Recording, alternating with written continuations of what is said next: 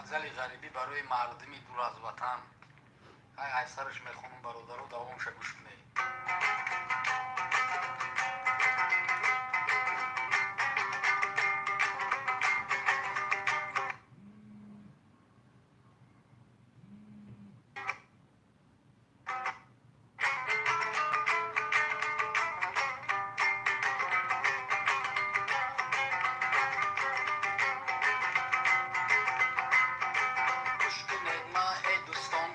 شکایت میکنم اول ای سویت بگم ما روایت میکنم 140 گس دارم نک سویت ندارم کدام یکی وست داره همیشه سویت داره سمت کم بغلگی میگی چی حال داره باید چی بگم دوستان دوال زندگی داره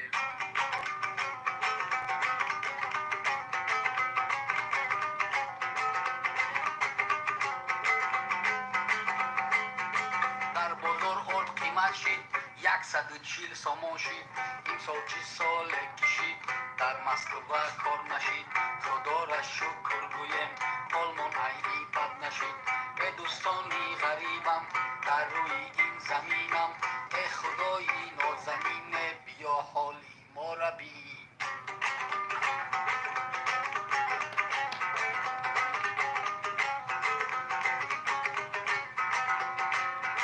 کار کی بگوی درسته میگه ببین کریزیسه خودمونم پول ندارم رنگ شما نچارم بیا برم ای جوره یک خونی ولیره حالی غمی غریبه میبرم تا بگوره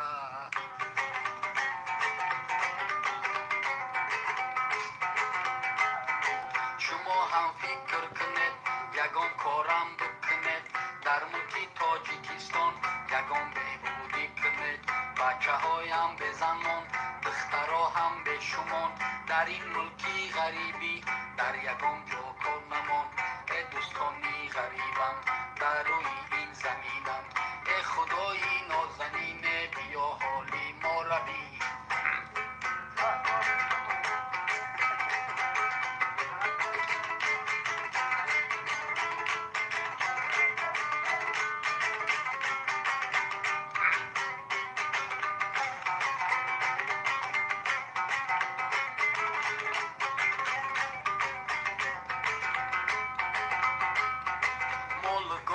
ارزان شید گوشتی گو ارزان نشید خانه سازی را بگوی یک تخت 100 سامان شید این چی روزه ای دوستان در ملک تاجیکستان نرخی دلار قیمت شید 840 سامان شید در ملک تاجیکستان بزرگزی بسیار شید خیلی چی کار کنم جوره حالی غمی غریبه میبریم تا بگوره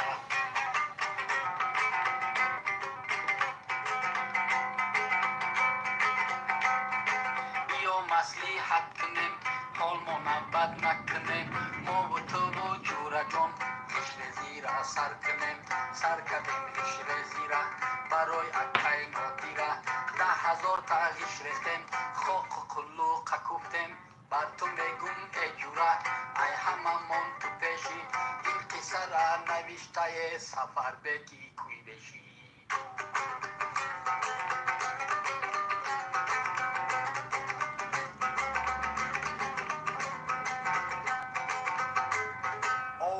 Proud City.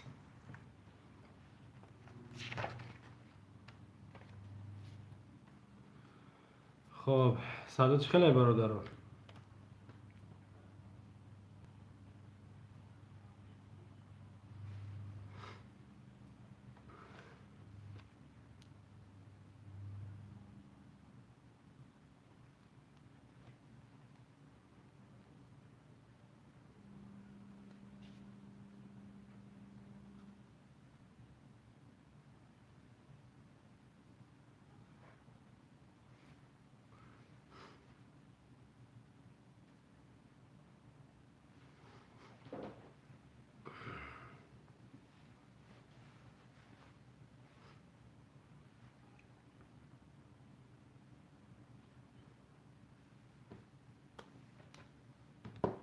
خب رحمتی کلام برای همه هموطنایی که سلام دادن و گفتن که صدا خوبه.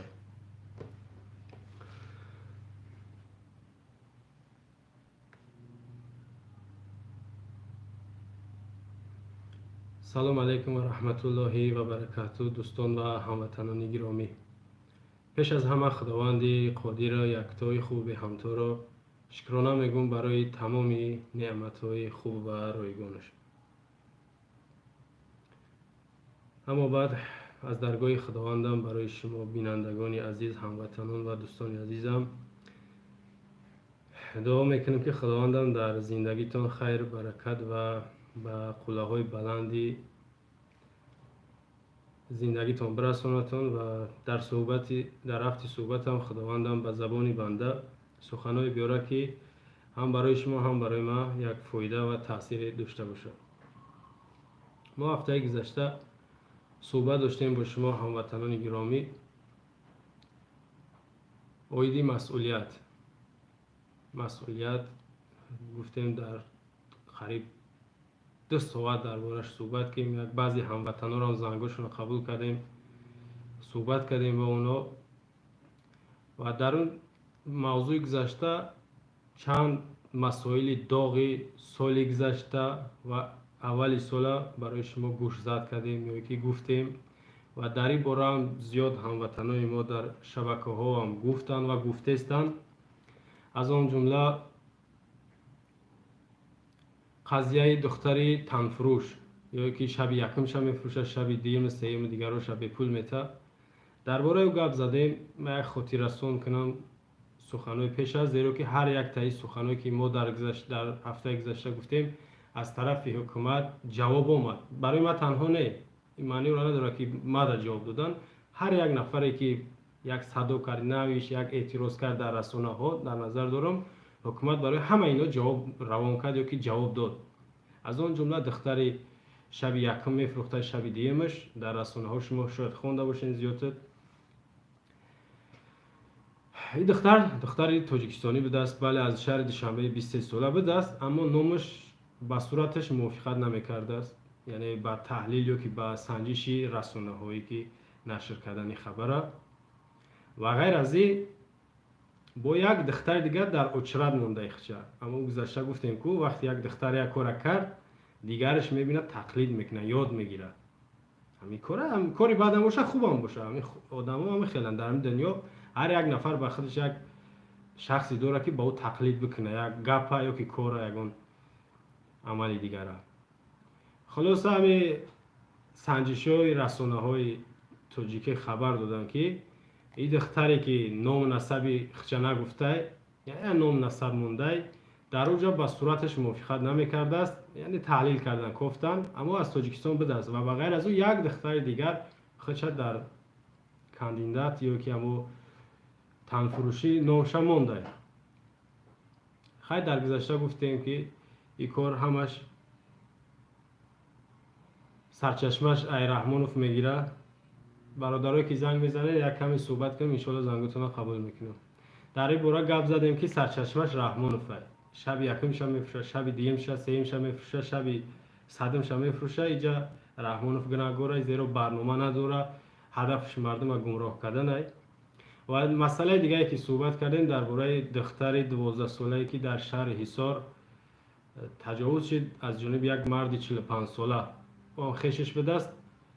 گفتیم که به جوابگاری کشیده نشد از دادگاه، یعنی پشتی پسی درهای بسته یا که پسی پرده سودش گذشت عفوش کردن.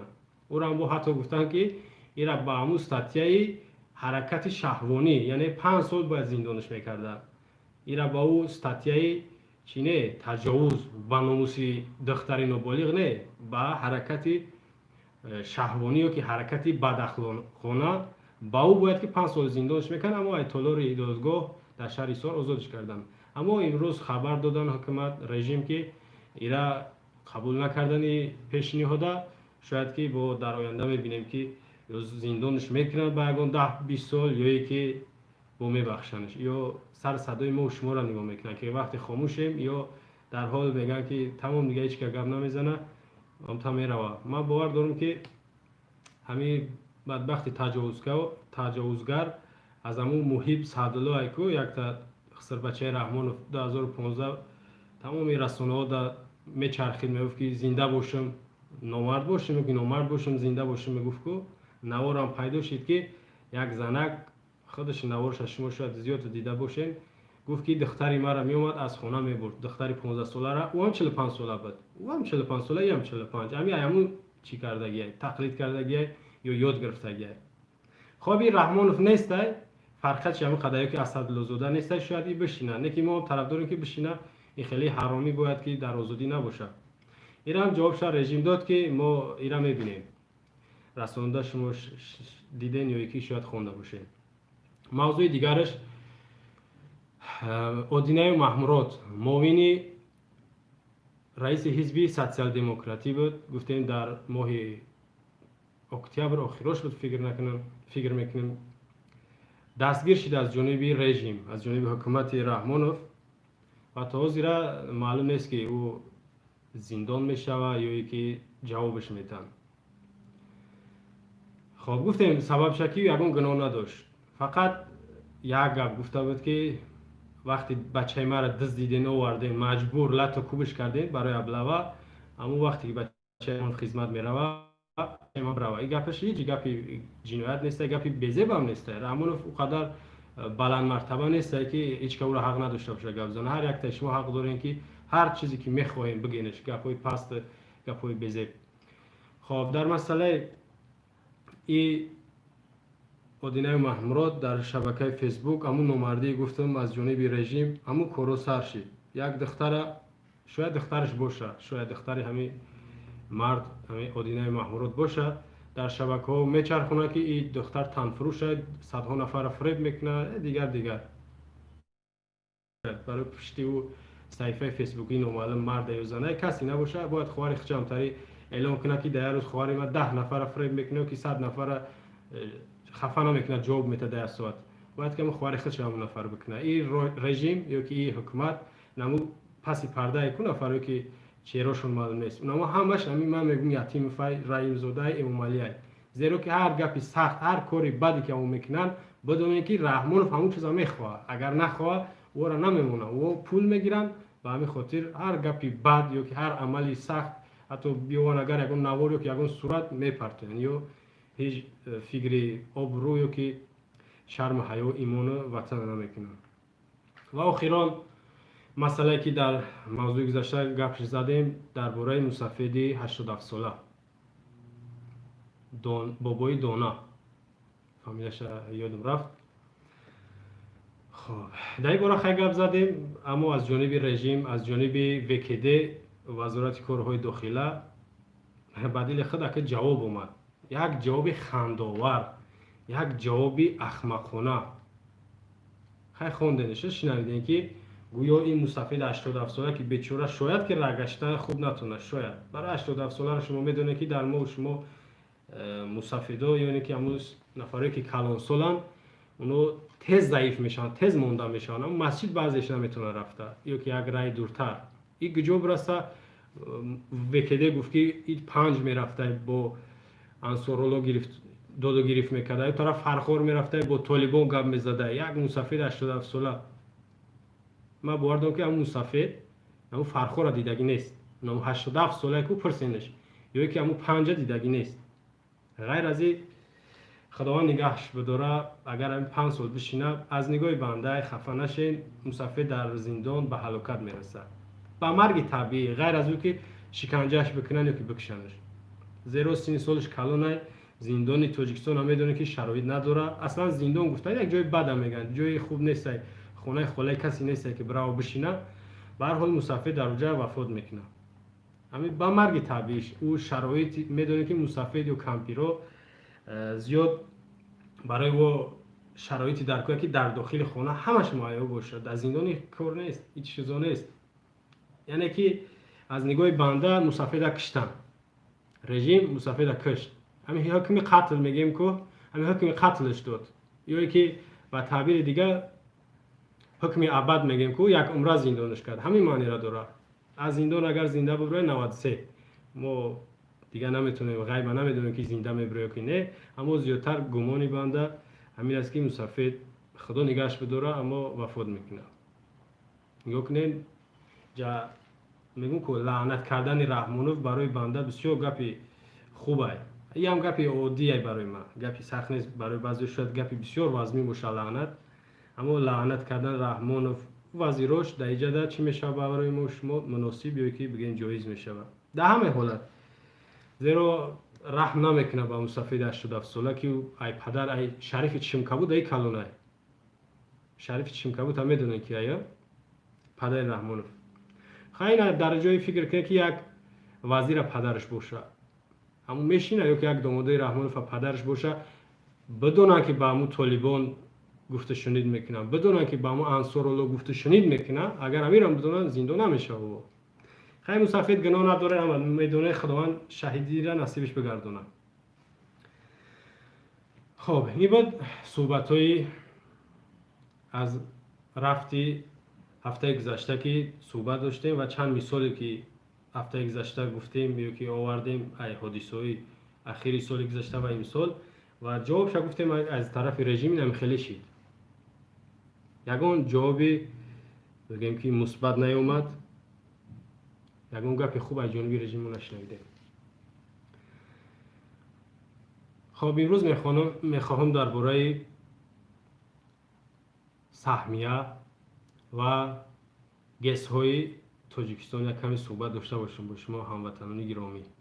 درباره برق یا که برق کشی برای شما دو سه موضوع پیشنهاد کرده بودیم و از جانب هموطنان و برادران و رسانه ها زیاد برای شما پیشنهاد می شود. همیشه به روز یکی از مسائل داغ، یکی از مسائل گرم همین برق است. برق تاجیک. در گذشته یاد دارین یک نوار را برای شما پیشنهاد کردم که رئیس ناحیه واسعه وظیفه رانده شده، ای وظیفه گرفتنش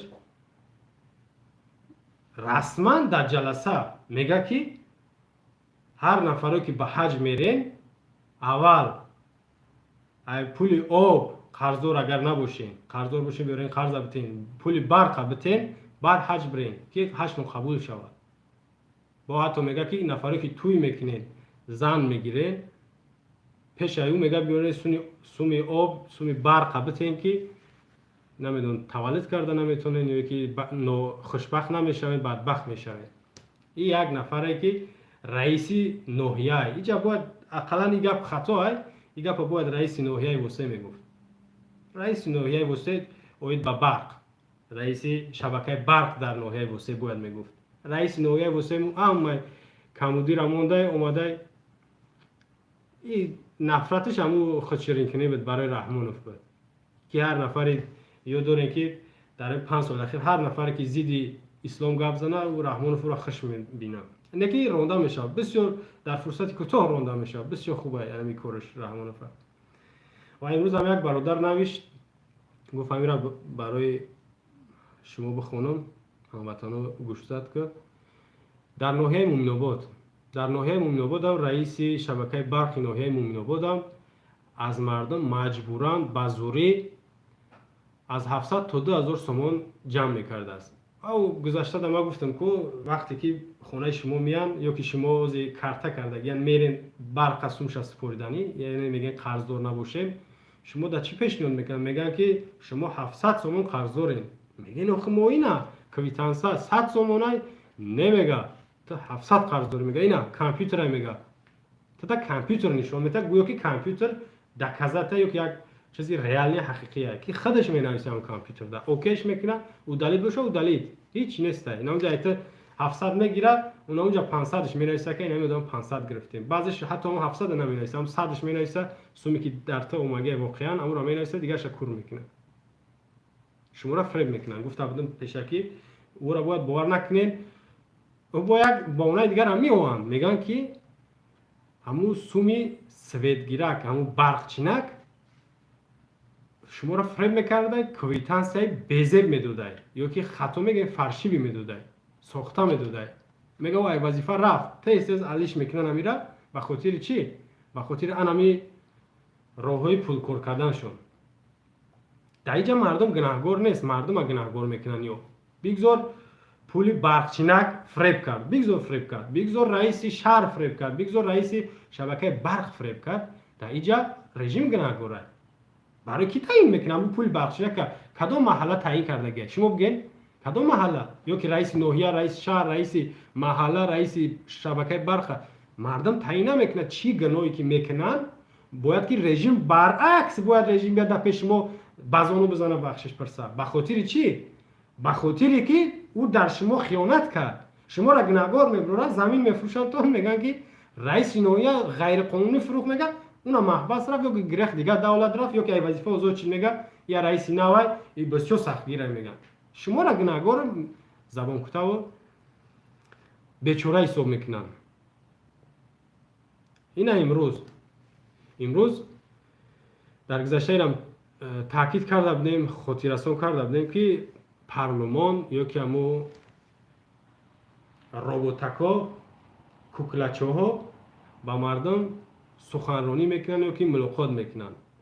امروز رفته اینا و کلی توهیر 64 ساله نفقه خر، نگاه کنید نفقه خر واقعا سین سالش هم نفقه خره، با نفقه خر رسیدگی هم در همون جایی که میرسن رسیدگی هم که رئیس پارلمان و معاونش و همش نفقه خرن. پارلمان جایی پیران سالا که نفقه خرای واقعا و پول مفت میگیرن.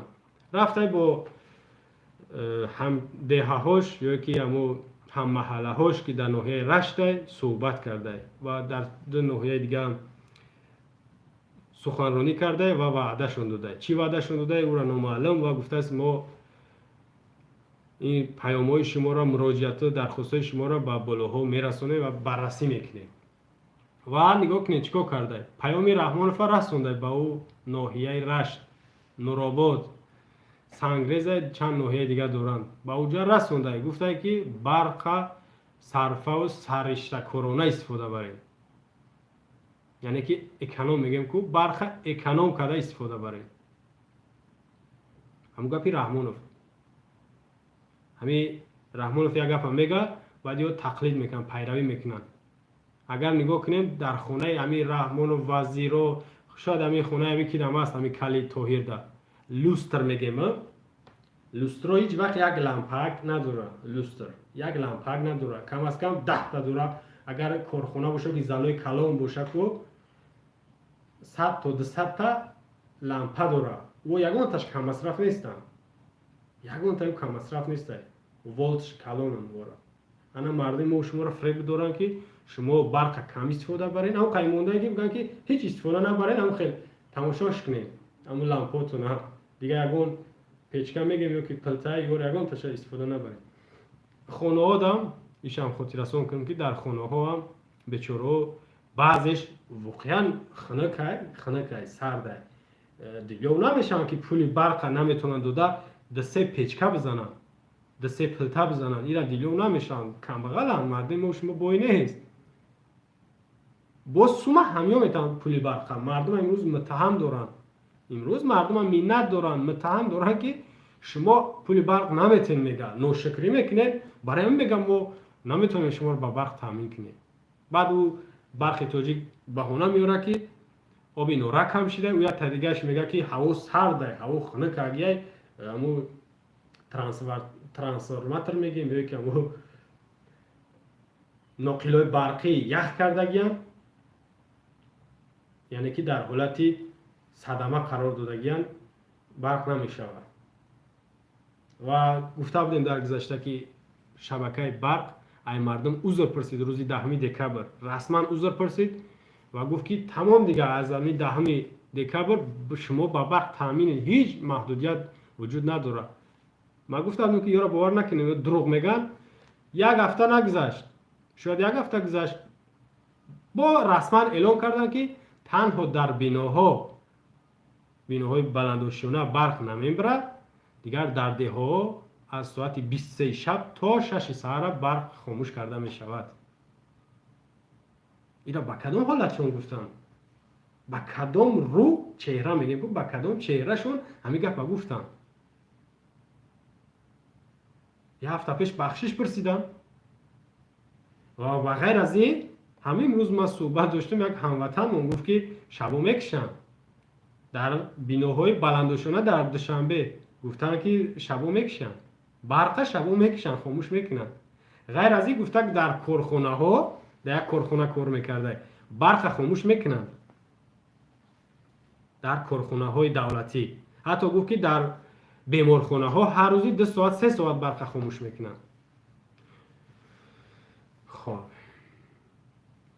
انا کلی طاهر رئیس مجلس نمایندگان پالاتای پایانی با مردم ملاقات کرد. ایرا با میگن که ما پیگیری میکنیم و یارو خیلی آزاد نمیمونیم، یارو ما انا خیلی مجبور میکنیم که با مردم گپ زنند، مراجعت مردم رو بشنوند، با مردم دستگیری کنن یا که برسن. در رسانه ها شاید که شما زیاد خوانده باشین که پارلمان همین سال 2021 21 میلیون سومانی 286,230 سوم، بله 21 میلیون 280,000 سومانی ای بودجه دولت میگیره این سال 2021 و رسخود میکنه، خرج میکنه. پارلمان پالاتای پایانی، پالاتای بالایی 3 میلیون 900,000 سوم رسخود یا که مصرفی 2021 داره در همین سالی روان. یا چیکار میکنه قدر پولا؟ خیلی نمو ناحیه رشت رفت، شما میدونید که با اوپل نرفت، نمی کل نمی طاهر با اوپل نرفت، قدش بود چند تا اگر سگ بچه یا که خشامتگو برد، با اوپل نرفت، با اتوبوس نرفت، شاید با اوازی میگم نیوا نرفت. باور دارم که 10 تا لانکروزرشون 80,000 بالاه، 10 تا لانکروزر قطعی رفت. میدونه که با مو ناحیه رشت رفتن 50 یا 60 لیتر بنزین ای نگاه ما ای طرف میخره، ای طرف هم همچنین. انا میارم میگن چی مصرف های سال 2021 پارلمان، یا شاید که لانکروزش کن تا کونش که یک ماشین دیگر میگیره شخصیش میکنه ای او 21 میلیون میاره، 21 میلیونش 21 میلیون سوم دو 1 میلیون 800,000 دلار، قریب 2 میلیون دلار میشود. این شوخیه؟ ای بودجه ای سال ما شما میگیرن، شما ببینید که هر سال هم میخله. این تو این سال نیست که ما بگیم واه اینو قدر حرام خرم. هر سال یا ای بودجه دولت هم خیلی برای یه جدا میشه، برای دیگر ساحه و دیگر وزارتاش هم. ما تنها نمیگیم، تنها همی میگیم مصفدا از بودجه دولت میگیرن. هر یک وزارت ساختارهای دیگر هم میگیره، اما یا چون مردمی میگیرن، مردم رو انتخاب کرده، ما بعد از مردم میرسیم. یک زنگ قبول کنم که چی میگفته باشه.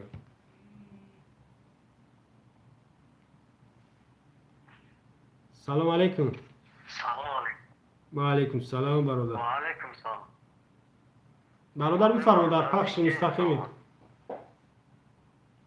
برام خزانه زدم برادر جون، ممکنه از گپ زنیم؟ بله ما برای شما نمره پیشنهاد کردیم که در وقت سخنرانی که در وقت پخش مستقیم اویدی موضوع با ما میتونید صحبت کنید و پیامتون مردم هم میشنوه، با مردم هم برسونید. ما برادر همین حوزی در تاجیکستان و اون همین تاجیکستان زنده نیستم برادر. همین جبهه در همین تاجیکستان این همین حوزی قشل خود سوید نیست، سویدورا میکشن. بله گفتم که پیشکی این همین ایا کو برخدان خیلی در رو گپ میزنن. این یک دیگه مشکل برادر جون آخه این همین نرخ نو کو، این نرخ نو این همین اوقاتا مقصد آب روغانی همین یک بقلشکر روغان 100 سومون شده بیا یک بقلشکر روغان 80 سومون نبود؟ نه وزیر قریب 95 سوم شده بیا قریب 100 سوم شده بیا. بعد نرخ‌ها برادر فرق هم میکنن، مثلا در ولایت سوق ارزان تره، ولایت سوق ده دوشنبه ده کم تر قیمت اون طرف خطلون رفت طرف قیمت چیدن میگیره. ما در این 95 سومون های انا اور 250 260 سومون های اور خب با چیه اینجا همین آخی بسیار چیزا قیمت تجربه همه چی قیمت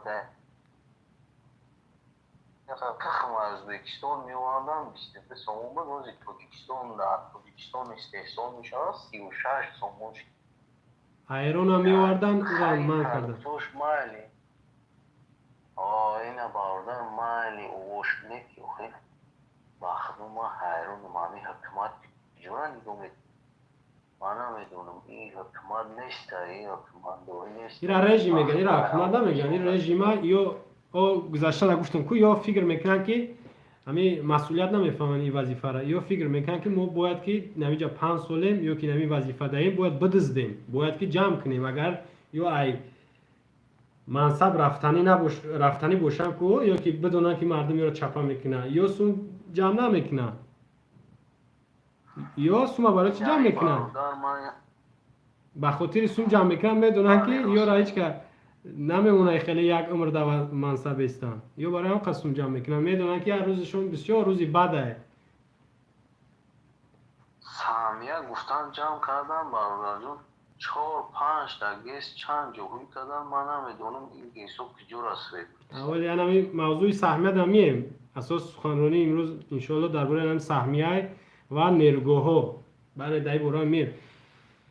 خب اونجا من گفتم برادر که همین کارمندان شبکه برق اعلام کردن دهم دکبر که تمام محدودیت یا که برق خاموش کنی از بین رفت، نه که یک هفته بعدش دوباره گفتن که در دهاتو میکشیم از 11 شب تا 6 سر، اما در بیناهای بلندوشیانه برق هست. شما تنها شب در نظر دارین که برق میکشن که روز یا روز هم میکشن؟ اینا ما باور دارم روز دام میکشن باردار جون روز دام خوب بسیار وقت روز دام میکشن بعد 11 شام میگن درو میگن مخدون شام بله. خوب میکشن نه بو یا خیلی وقت روز دارن تا موزیکا کارگر میکشه گریان میکشن انا جا پیش گپ در برادر گرامی یک چیز هم میدونی که در همینجا بعضی بیچاره اکو چند سال پیش من میشنویدم دیسک بدکو وقت دیسکوشون میسوزه مکتفونوشون میسوخت وقتی قواز یاد نمیشید خیلی بسیار میکشن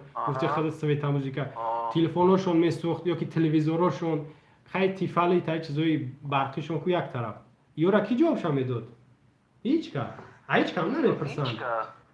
همین را میدونی که یک همین برادر گپ اساس بگیریم که وقتی که برادر پیش گپت بخشش وقتی که اساس بگیریم وقتی سویت هم میکشن گریون میکنن چی او شعر بیمه شود در خلق کو خلدنینگ میسوزد تلویزور میسوزد یا یک اتفلینگ میسوزد لوبای چی ممکن آدمی هست که چیزیش که گریونه سویت میمره آیادش میره وقتی سویت مقصد همون را کشتم یا نکشتم میبویم میرم سویت میشون نیازی دونی همون خونه لبوی چی روشد در میگیرم اونجا این شیرگو را کو ایو با خدا قسم با کلم ای وابشه نمیگیرم.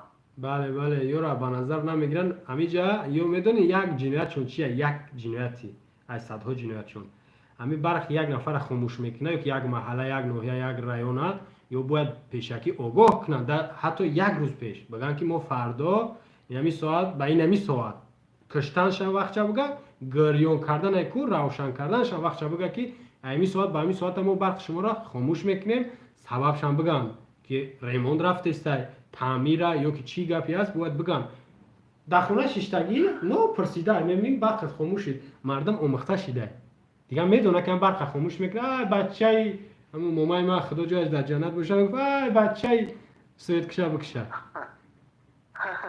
این همی دور هم میکنه همین دور هم میکنه این برده همه اقرار میکنه بخدا کلو بای آدم بخدا هم دو میکنه همه اقرار میکنه سویت کشه میگن بله بعضی دیگه دختراشون اقرار میکنه زناشون نه که کو برده ما زنگ میزنه میگیم برای چی میکشینم میگه ای بولوش کی جای بولو نمره بولو را که خیلی بزنیم زنگ مقصد برای چی کشیست میگم میگه اکمون دو دانه میتونیم جوانده یا بانده میگه تلفن رو میکشن میترسن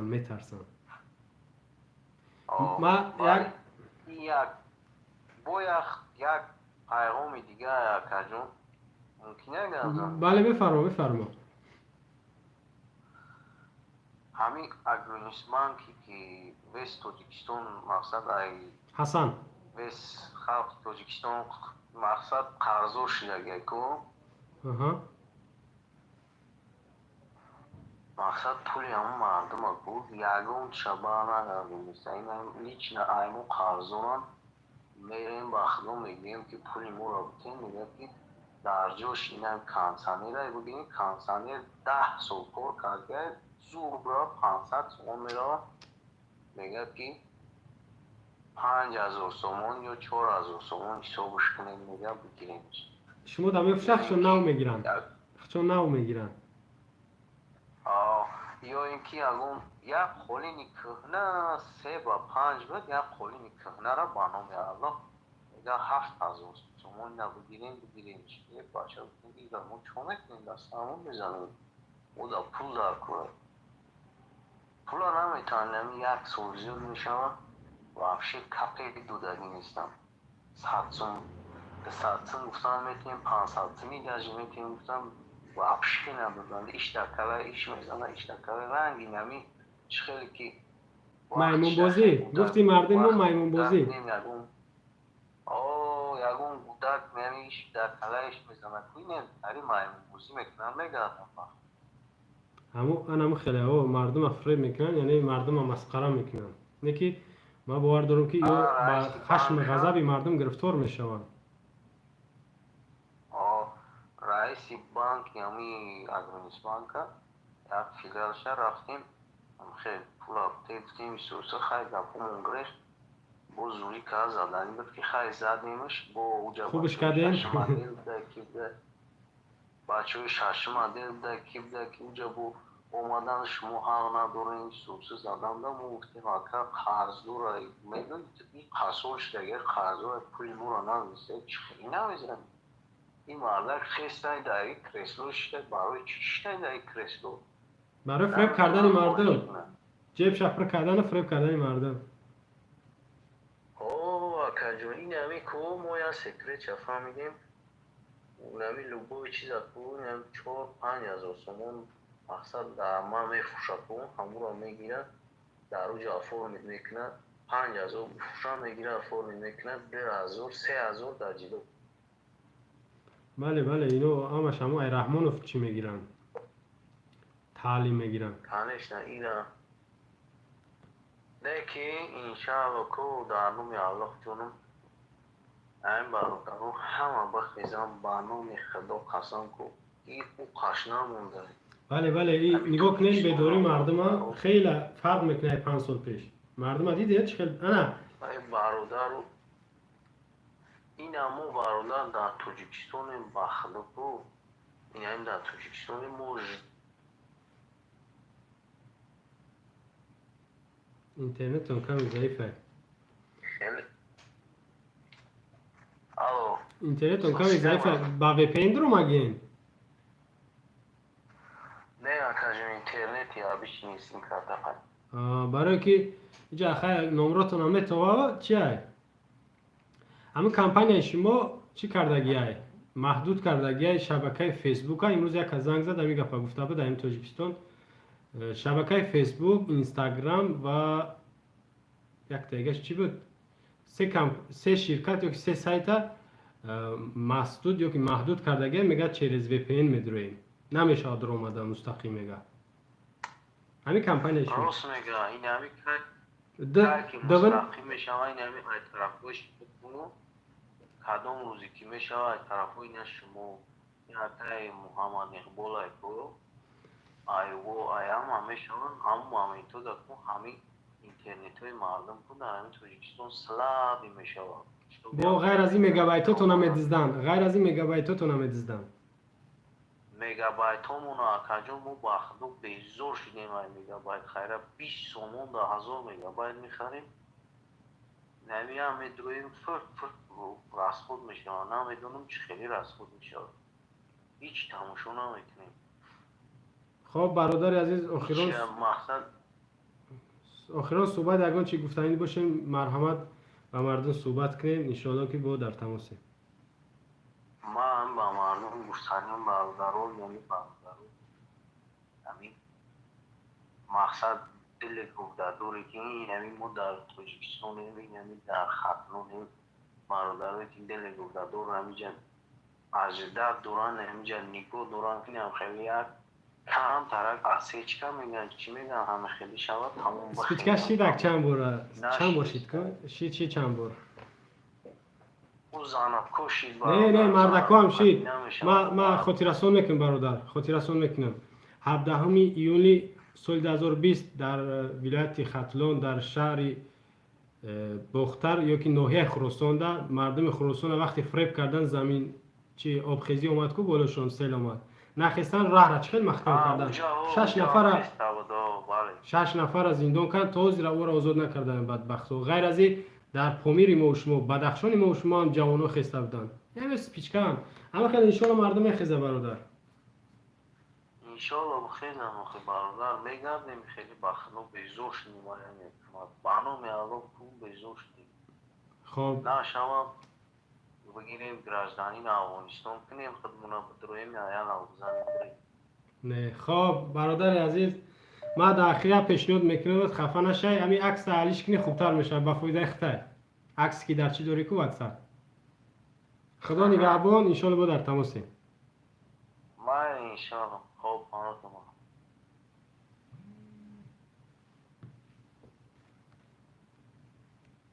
الو سلام علیکم سلام علیکم و علیکم مکوی السلام زد بله بفرما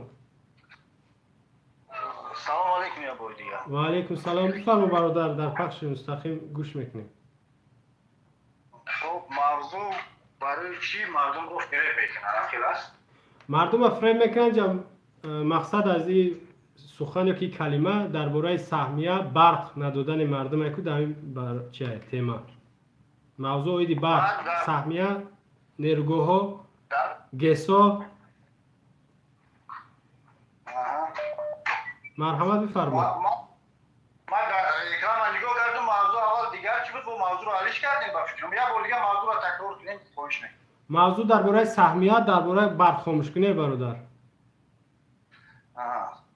موضوع درباره سهمیه بله سهمیه گرفتین سهمیه گرفتگی هستین نه ما متاسفانه در تاجیکستان زندگی نمیکنیم ما از بیرون تاجیکستان ما اگر نه- حق داریم صحبت کنیم یا نه. که نفهمیدم آیا گوش میکنم آواز میاد بفرما میگم که ما بیرون از تاجیکستانیم حق صحبت کردن داریم یا که صحبت فقط برای نه حق دارین اینجا تاجیکستان بله حق دارین هر کسی نباشه خیلی خوب. با زبان تاجیکی گپ زدن حق داره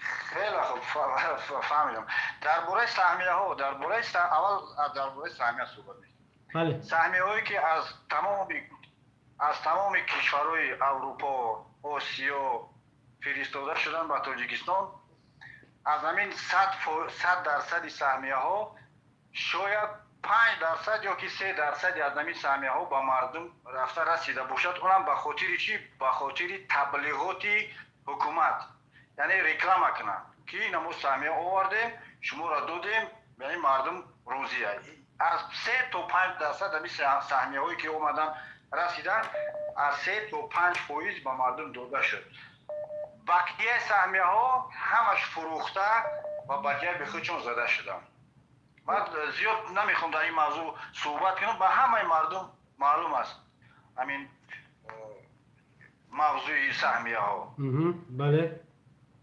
سهمیه ها رو دزدیدن با جیب خودشون زدن از نام خودشون بردن نموجه رکلام کردن که نه آزاده خیر کرده است رستم خیر کرده است ایزو نکشیدن ناموس وجدان ندارن بی ناموسا بی فرهنگا همین کشور قزاقستان با ازبکستان قریب 6500 تن آرد فرستاده بود بله مردم خودشون مردم قزاقستان ازبکستان در همون حالتی که تاجیکستان قرار داشتن اینا هم در همون حالت قرار داشتن از برای بشریت دوستی برادری گفته کمک‌های بشردوستانه تاجیکستان آرد فرستاده الو بله گوش میکنیم کمک‌های بشردوستانه الو آواز میاد برادر گپ زد صدای من خوب میاد صدای شما قطع وصل شده است یا که کدام نفر شما دا زنگ زده است زنگ زدستم بله زنگ تلفنی شما صحبت کنین آوازت میاد درباره همین سهمیه هایی که رفتن رسیدن حتی هم کشور قزاقستان و ازبکستان خودشان در حالت بدتری قرار داشتن یکی همچون برادر همسایه گفتن فرستادن سهمیه ها رو در تاجیکستان این سهمیه ها مستقیم прямо رفته به دست کی رسید؟ به دست اسماعیل نبیره پرزیدنت. باید دوم دیگه شم اینا رسید. همشون ماناپولیا کرد. نه لابای باید دوم دیگه شم رسید و گرفت تقسیم کرد که با ولایت ختلون 25 تا مشروطه ما میگیم که ماشینای کوتاه روان کرد که ولایت چی شهر قرغون تپه با شهر خودش یا دومادش کمک را خودشون تقسیم کردن ایسا بخچون و اینا میخچون تقسیمش کردن. یک در همون یک برنامه ما گوش کرده بودم از همون چپای قرغون تپه هست از همین جایی که خوشنامه همین امومالی رحمان هست همونجا اولادش محیط بنامی حسن حسین هم چپای از همونجا بله چپای هم میدونست نه نمیدونم چی همون دوماد چی کلخوزو بودی پیشتر هم کلخوزو بود بیفتن یک پسیول که چپای بست همی ازبک بی همی مادر همی رستم از همون چپای فای در همونجا همون بگیم خیش تورش هست همانی یا بوجه درست هست غلومکش میفتن با کدو معنی غلومک یک دیوانه هست کسر روحی دوره دیوانه غلومکش میگن کمز نمی دو کمز پوری ارد نمی تپید کردگی روز خونه شماده دو کمز ارد یه سهمیه رو بودن تقسیم کردن دیگه کش صفو کرده گشتن در همون وقت هم اگر شما اهمیت بین نرخی ارد یک بوره بلند شد یه مناپولیا کردن جورا ارد گرفتن میدونستن که چور گوشه تاجیکستان محکم های مردم از یک اونجا گرفتن نمیتونه اینا رو مناپولیا کردن نرخه یک نمودی پول کردن از بدبختی ملت از بدبختی روسو میگن за несчастный народ стоит тебе счастье. فهمیدی برات؟ بله. درباره سهمیه هم کم معلوم بود. بعد درباره برق هم که اینا یک 3 روز 4 روز پیش که دولت ازبکستان قبلا به افغانستان برق میداد. بعد یک حالتی چیز بگیم اوارین سیتواسیا پیش اومد در ازبکستان دیگه نتونست افغانستان رو با برق تامین کردن. حالا نمیدونم با دولت ترکیه همین قرارداد بستنی بدن درباره اینکه پول برق هست. بله تاجیکستان تاجیکستان با افغانستان بله افغانستان و ازبکستان هم حتی با پاکستان نیتی دادن داره با پاکستان با ترکمنستان با قرقیزستان داده است میدونین را شنوید اگه در رسانه‌ها میگن ایرا او دروغ میگن مردم دا دروغ میگن فرید میکنن که هیچ کدامو برق نمیتیم. گپی شما درست است. ما گفتنیم که ببینید یک هفته پیش ازبکستان مستقیم به افغانستان هم برق میداد ازبکستان یعنی در حالت همون اولین سیتواسیا اومده رسیدن خیلی همین چیزی سیستم برقی ازبکستان یعنی اتکاس کرد برق دادن به افغانستان از همون شب روز استفاده بوده تاجیکستان پاتیکلوچات کرد در گوش قطعی افغانستان همین برق را روزی قرارداد بسته ایستادن بین افغانستان و تاجیکستان بله. یعنی برق از تاجیکستان از ملت خودش میگیره با جمهوری اسلامی افغانستان میفروشه. بله. مردم خودمون بی برق انگیشت هم که نرخش رو با 2 سومون رسیده یک تونش 2000 سومون تقریبا $200 میشه. در ازبکستان یک تون انگیشت قریب $45 در قزاقستان $36 یک تونه کمر. بله. لیکن در تاجیکستان همون کنهای معدن انگیشت ما داریم برای چی؟ همین مسئله خودمونه همون انگیشت کنهای خودمونه با نرخش 2 برابر 3 برابر شد. این یک سیستم های پولکارکنی یک سیستم های نجوت میگن. بعد یا طریقش ظلم برادر مردم عذاب باید بتنی و مردم وقتی گفته بودم چند بار دیگران هم میگن که مردم وقتی سرش بلند باشه شرایطش مخیر باشه رحمان و چی نمیکنن 28 سال توقع نمیکنن صبر نمیکنن که 28 سال رهبر باشه این شوخیه 28 سال. بله 100%. بعد مردم با یک حالت وزنی قرار آورده رسوندگی‌اند که باز من نمود چیز میگن رکلامی که شما گذاشته بدید در همین برنامه که بود باید میشید ناموس و حق و ناموس به چیزی بود قضاوت و ناموس و قضاوت من دارم بارم خیلی میخواستم صحبت کنم اگر اجازه باشه وقت رو نگیرم میتونم در بابر همین حق و ناموس هم صحبت کنم. مالی اما کتاب برادر برای دیگران هم زنگ زدیستن امروز کوشش میکنیم که زیاد گپ نزنیم برای 2 هفته پای در پای ای 2 ساعت زیاد گپ زدیم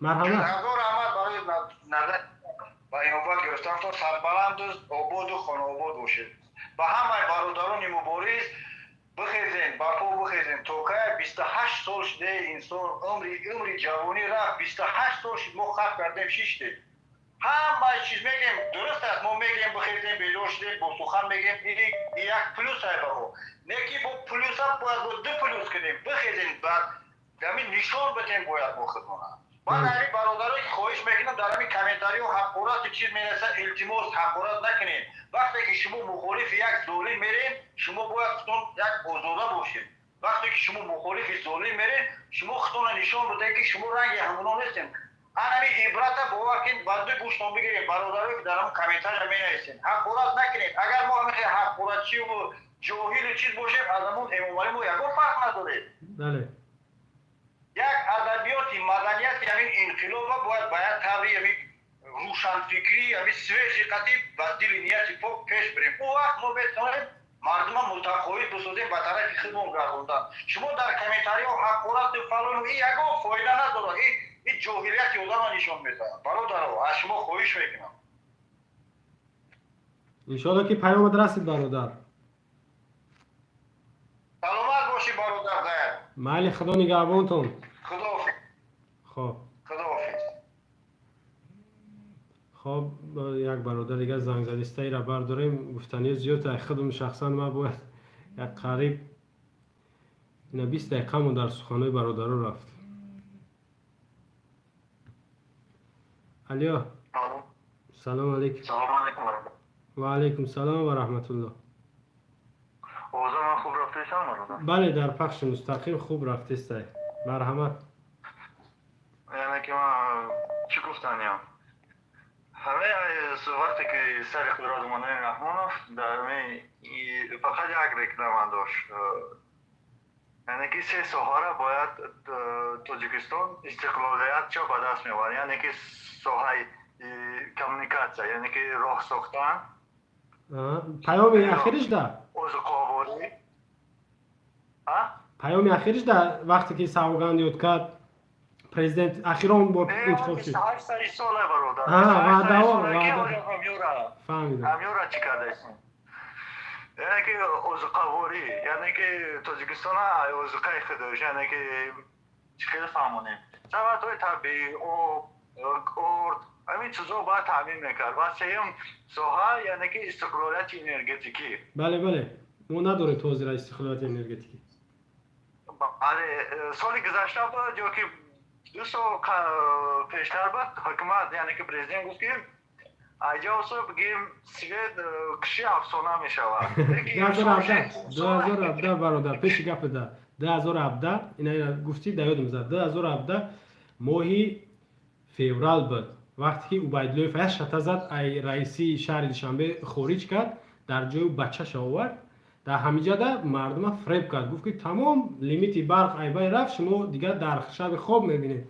برق خاموش کنید دیگه یک چند ماه برق هم میدادن مردم بسیار چشید گفت انا این بچه‌ش بر وقت همین رئیس شهر دوشنبه شوگی ما با برق تامین شیم این مردم فریب کردن دوام بده برادر یعنی که بعد 2 سال یا 3 سال معلوم شد که سوید کشی افسانه نیست سوید خودش افسانه شد موده بله بله یعنی که حاضر خودمون میبینیم که با جایی که مردم یکچه با سوید تامین کنه سوید در خارج فروخته ایستن پلو در شورو رفته ایستن بله پلو را خچان میگیرن در کیسه‌شون میزنن با شرکت برق تاجیک قرضدار هموطنان گرامی شرکت برق تاجیک 2 میلیارد 500 میلیون دلار قرض داره شوخی نیست او را ما کی قرض داره ای سنگتودا 1 سنگتودا 2 سنگتودا 1 در اختیار روسیه سنگتودا 2 در اختیار ایران شما میفهمید این قرضای داخلی است با ما داریم 3 میلیارد 800 میلیون دلار قرضای خارجی داریم قریب 2 میلیاردش اخیتوی است بعد دیگه اونجا بانک اسلامی، بانک آسیای رشد، بانک جهانی، دیگر سازمان ها و دیگر کشورها ما قرض داریم. هموطنان گرامی ایرا شوخی نفهمید. جیبو یا پر شدگی در دیگر کشورها جوگه کردگی پولاشون، اما شرکت ها، کشور، حکومت، مملکت، وطن قرض داره. اینا میفهمیم. اما قرض باید ما و شما بتیم. اینا 28 ساله بعد جایی که پیشروی کنیم برعکس ما قرضمون زیاد شده است. بله. آخرین سخن برادر یارو چی گفتنی باشید مرحمت. با یک چیزی دیگر را گفتنی بودم که حکومت در 28 سال یعنی گیم 30 سال یعنی که چیز خواهمونم مناپولیا کرد. بله. که جون میره فقط مناپولیا یک پاسپورت گرفتن باید به شمسولورا به صاحبولورا پل بتی. بله. پراوا پاسپورت و چیه؟ اونو شریش مورچه کمالش میگن نمیدونم باید نمود دارو بوده چی نمود دیگه چی داشتیم رنگ یک چی بودید برای تبابت دارو شیره کمال آنم تا چیزا را باید که ایو برای اجازت بگیرید. بله و اگر اینا یک چیز دیگه میگن که شما یگان خدمت برای وطن کرده وقتی که یک آدم میگویی که همه رحمانوف داره ما را غلام کرده است بگم وطن فروخته است میگه یگان کار کرده یگان پیشروی کرده برای وطن که گم میزنه آخه باور کنی اکا همین روزی تولدم فقط نالوگ سپردیشم پل سپردیشم این آمدم در روسیه 2-3 سال که از اون پیش ازم خودم نالوگ سپردیشم تولد چیدم برای گوتیگا پاکی همین ریسکم چون چقدر داو کردن که الان شدم مکتب رفتم هر هفته ما برای پلی سیرک برای پلی فوتبال برای پلی ژورنال وقتی که اونا میشید مکتب برای اوپل بودی برای همین باور کرد همین حکمت از بگیم شعبه معارف یا که شعبه فرهنگ همین وزیرات تجارت کار شده که بله رحمان خچم تجارت برادر رحمان خچم تجاری میدونید چه تجاری منصبا را میفروشه با یک دیگرش اون گفتم که تغییرات کادریش با یک دیگر میگه رئیسی نگاه کنید شما تصور کنید رئیسی مثال ناحیه همدانی را میگه که برا ناحیه وسه رئیس ناحیه وسه میگه برا همدانی وزیر تندرستی را میگه برا رئیس شهر رئیس ناحیه شامنصور که سینور شه رئیس ناحیه سینور میگه برا تو وزیر شه او اونجا رئیس ولایت سوخت میگه تو برا معاون او شه او معاون میگه تو برا جای او برا تغییرات کادری را نمیگن تغییرات کادری من میرم میفهمم که همون نفری که در مسئولیتش بود یا که به نفقه رسید رویش کرد یا که ای مسئولیتش یا که همون منصبش سوء استفاده کرد یا که نتونست همون منصب در خدمت کرده باید که رانده شود به جوابگری کشیده شود این در یگان حالت ما این کار نمیبینیم فقط یک حالت در اینم بگیم جای گفتن شد یک حالت در ای منصب به زندان رفت او هم سببش خودش بود رئیس شهر کلاب عنایت‌زاده بهرام عنایت‌زاده او را زندان کرد به خاطری که پول برقه به یک صبور نمیتاد نه به یک صبور در اوزی نگاه که وزیر علاقه های کار برش با ساختمان با شکرتور بیل لپتکه نمیدونم قربایی کار برش در ساختمان ها اما کسی که خانه خره او را میرای همون بیناهای بلندوشونه که همون ساختمان استرویکا میآورد اون همون پولی برق نمیتاد همون بهرام عنایت‌زاده سال گذشته ماه فوریه گفت که این با مر خواجه اهرانی ولی شده اندازش یگان تشکر گفت نمیسپاره اینا بردن زندان کن بهرام عنایت‌زاده را شما ببینید ای حزب خودش بود قطعش یک جا میرقصید نه که به خاطر یک قدم میگیم ما یا که یک خش خودش برد زندانش کرد 12 سال اوخه او یک صبورا ماشنی سیاز داره برای اون کاره اونمو نگاه کنید ای سیفا میگریزه پینهانی تماشا میکنه ای رسانه ها میگریزه که جوری همون یادش کردیم ببرو یک همه رای خنده را بکشه بله ماشین سیگار بله ولی میگه که غیبت حرامه گناه کبیره ولی میبره با این میگه مالی برادر خداحافظ با انشالله تماس داریم مالی پناه با خدا زنده باشه دوام تیما و باشمایه مالی خداحافظ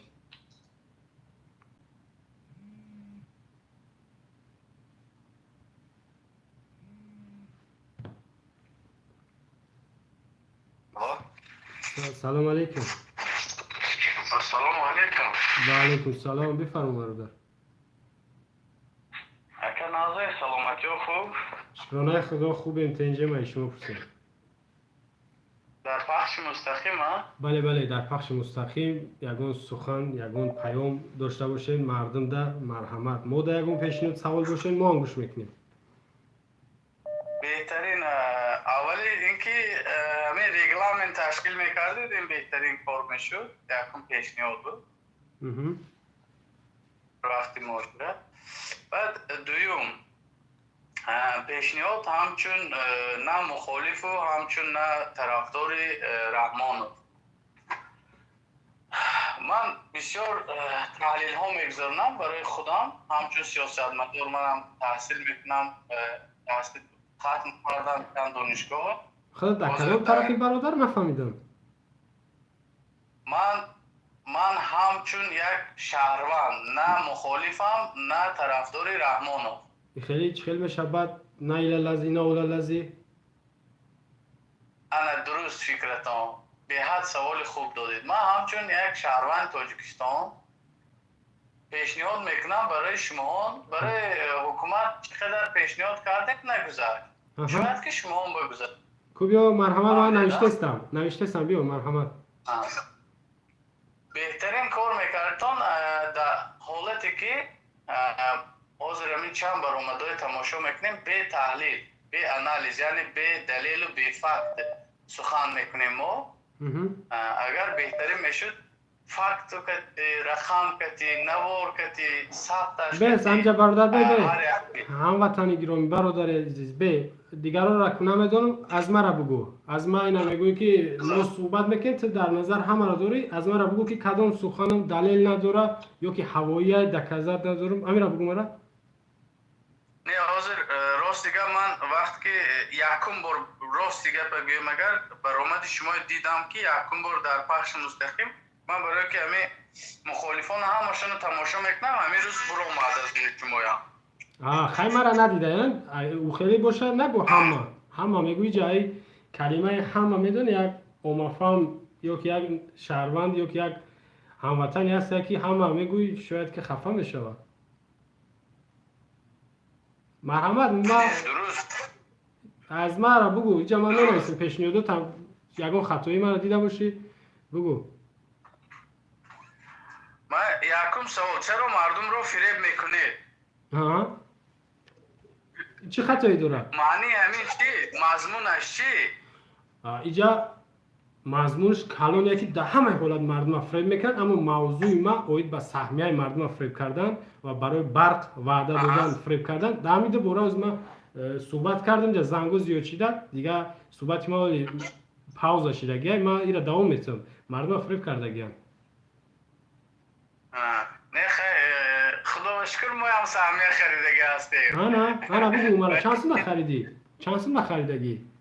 مبلغ سهمیه؟ همون وقتا دانشجو بودیم خطا نکنم 500 سوم به خریدگی بودیم یک خودی من. انا که ببین دانشجو تو نگاه که تو دانشجو تو شکم بود گشنه بود شکم بود من میدونم گشنه بود تو رپولی نمیفتی که با مرشکا هر روز با ایسا برایم ایسا بیای تو پیاده وقتی میرفتی میوادی و شکم تا پریس میقبیدی نکی 500 سومون ترا مجبور کن که خونه تو یا که اگون جو بدست بیار بته ترا مجبور کرده گیان و تو میگوی که ما یک طرف نه ایو طرف نه در بینم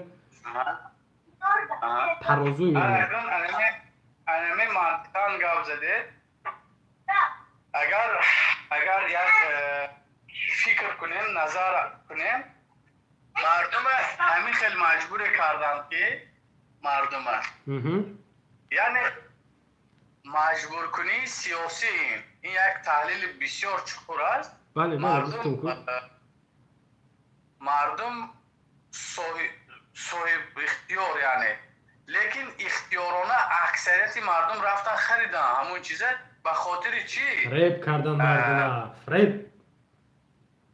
انا رحمه لیکن امروز مخالفان انا خیلی گاب نزده ایستاده است که مردم فریب نما در چند جمعیت ها میشنیم در یک چهار بینی ها میشنیم وقتی مهاجر کشتی آزاد گاب زده میتون لیکن در داخل تاجیکستان سیاستمدار هم که باشی امکانی هم نداره که آزاد حرف زنی در یک آنجا در یک چهار بینی بعضی خطرهاش هست به خاطر همین لیکن اگر همین جمعیتی که در مهاجرت است و میشنی تماشا میکنی و میگی که یعنی لایک اجیغ لایک ابجی خیلی پدلیت کنن کامنتر اب نایسه همین چیزه کنی کن میگه برادر بیا همین میریم تاجیکستان خواهم میتیم نه در امیر اب بدون هموطنو این نفری که در پخش مستقیم در یوتیوب لایک موندن یا که پدیلت خوب میفهمن اما لایک شما را کسی نمیفهمه و نترسین اخی شما نکردید شد برادر عزیز لایکی من و شما در یوتیوب هم در دیگر جا میفهمد در حالتی که اگر از استوری اکاونت خودتان و دلیل نکنید خیلی او تلفن تا بگیرن و ببینن روش دیگه گفت انا رحمت وقتی که من در اینجا برآمد کرده ایستادم لایک که موندم تلفن که تاجیکستان رفتم حتما اینو تفتیش کرده میشد و انا لایک رو دلیل نکرده باشم ای برادر تا اینمی دو روز پیش برنامه برادر حسین اشرف تماشا کردی 14000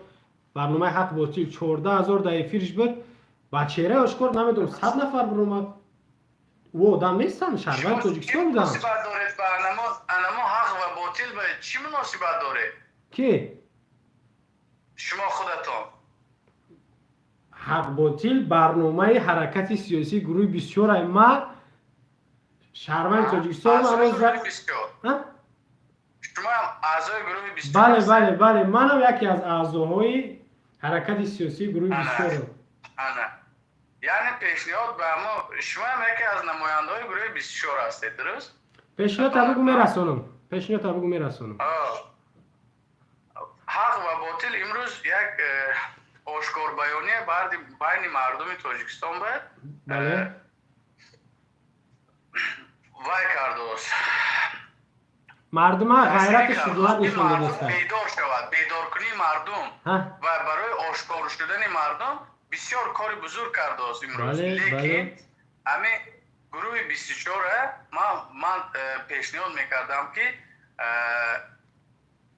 فکت و دلیل هایی که امروز در تاجیکستان بسیار هستند اگر نگاه کنیم یک گایش نیکه یک شهروند روسیه مثال میگیره نوار میگیره نسبتی وای اگر زبان روسی که تگریم ازدواج میکنه و در یوتیوب میپرتادین در یوتیوب در همه هست مثال همه دیده میتونه متاسفانه همین فکت و رقم در ما هم هست برادر در همین یوتیوب بدرو بنایز گایی شرمنده اون قدر بسیار میبرم اون فکر نیستن یا که با خود در یک نفر برای ما گروه بسیار رو شما امروز تبادلات نسبتی گایی کردن نیستید که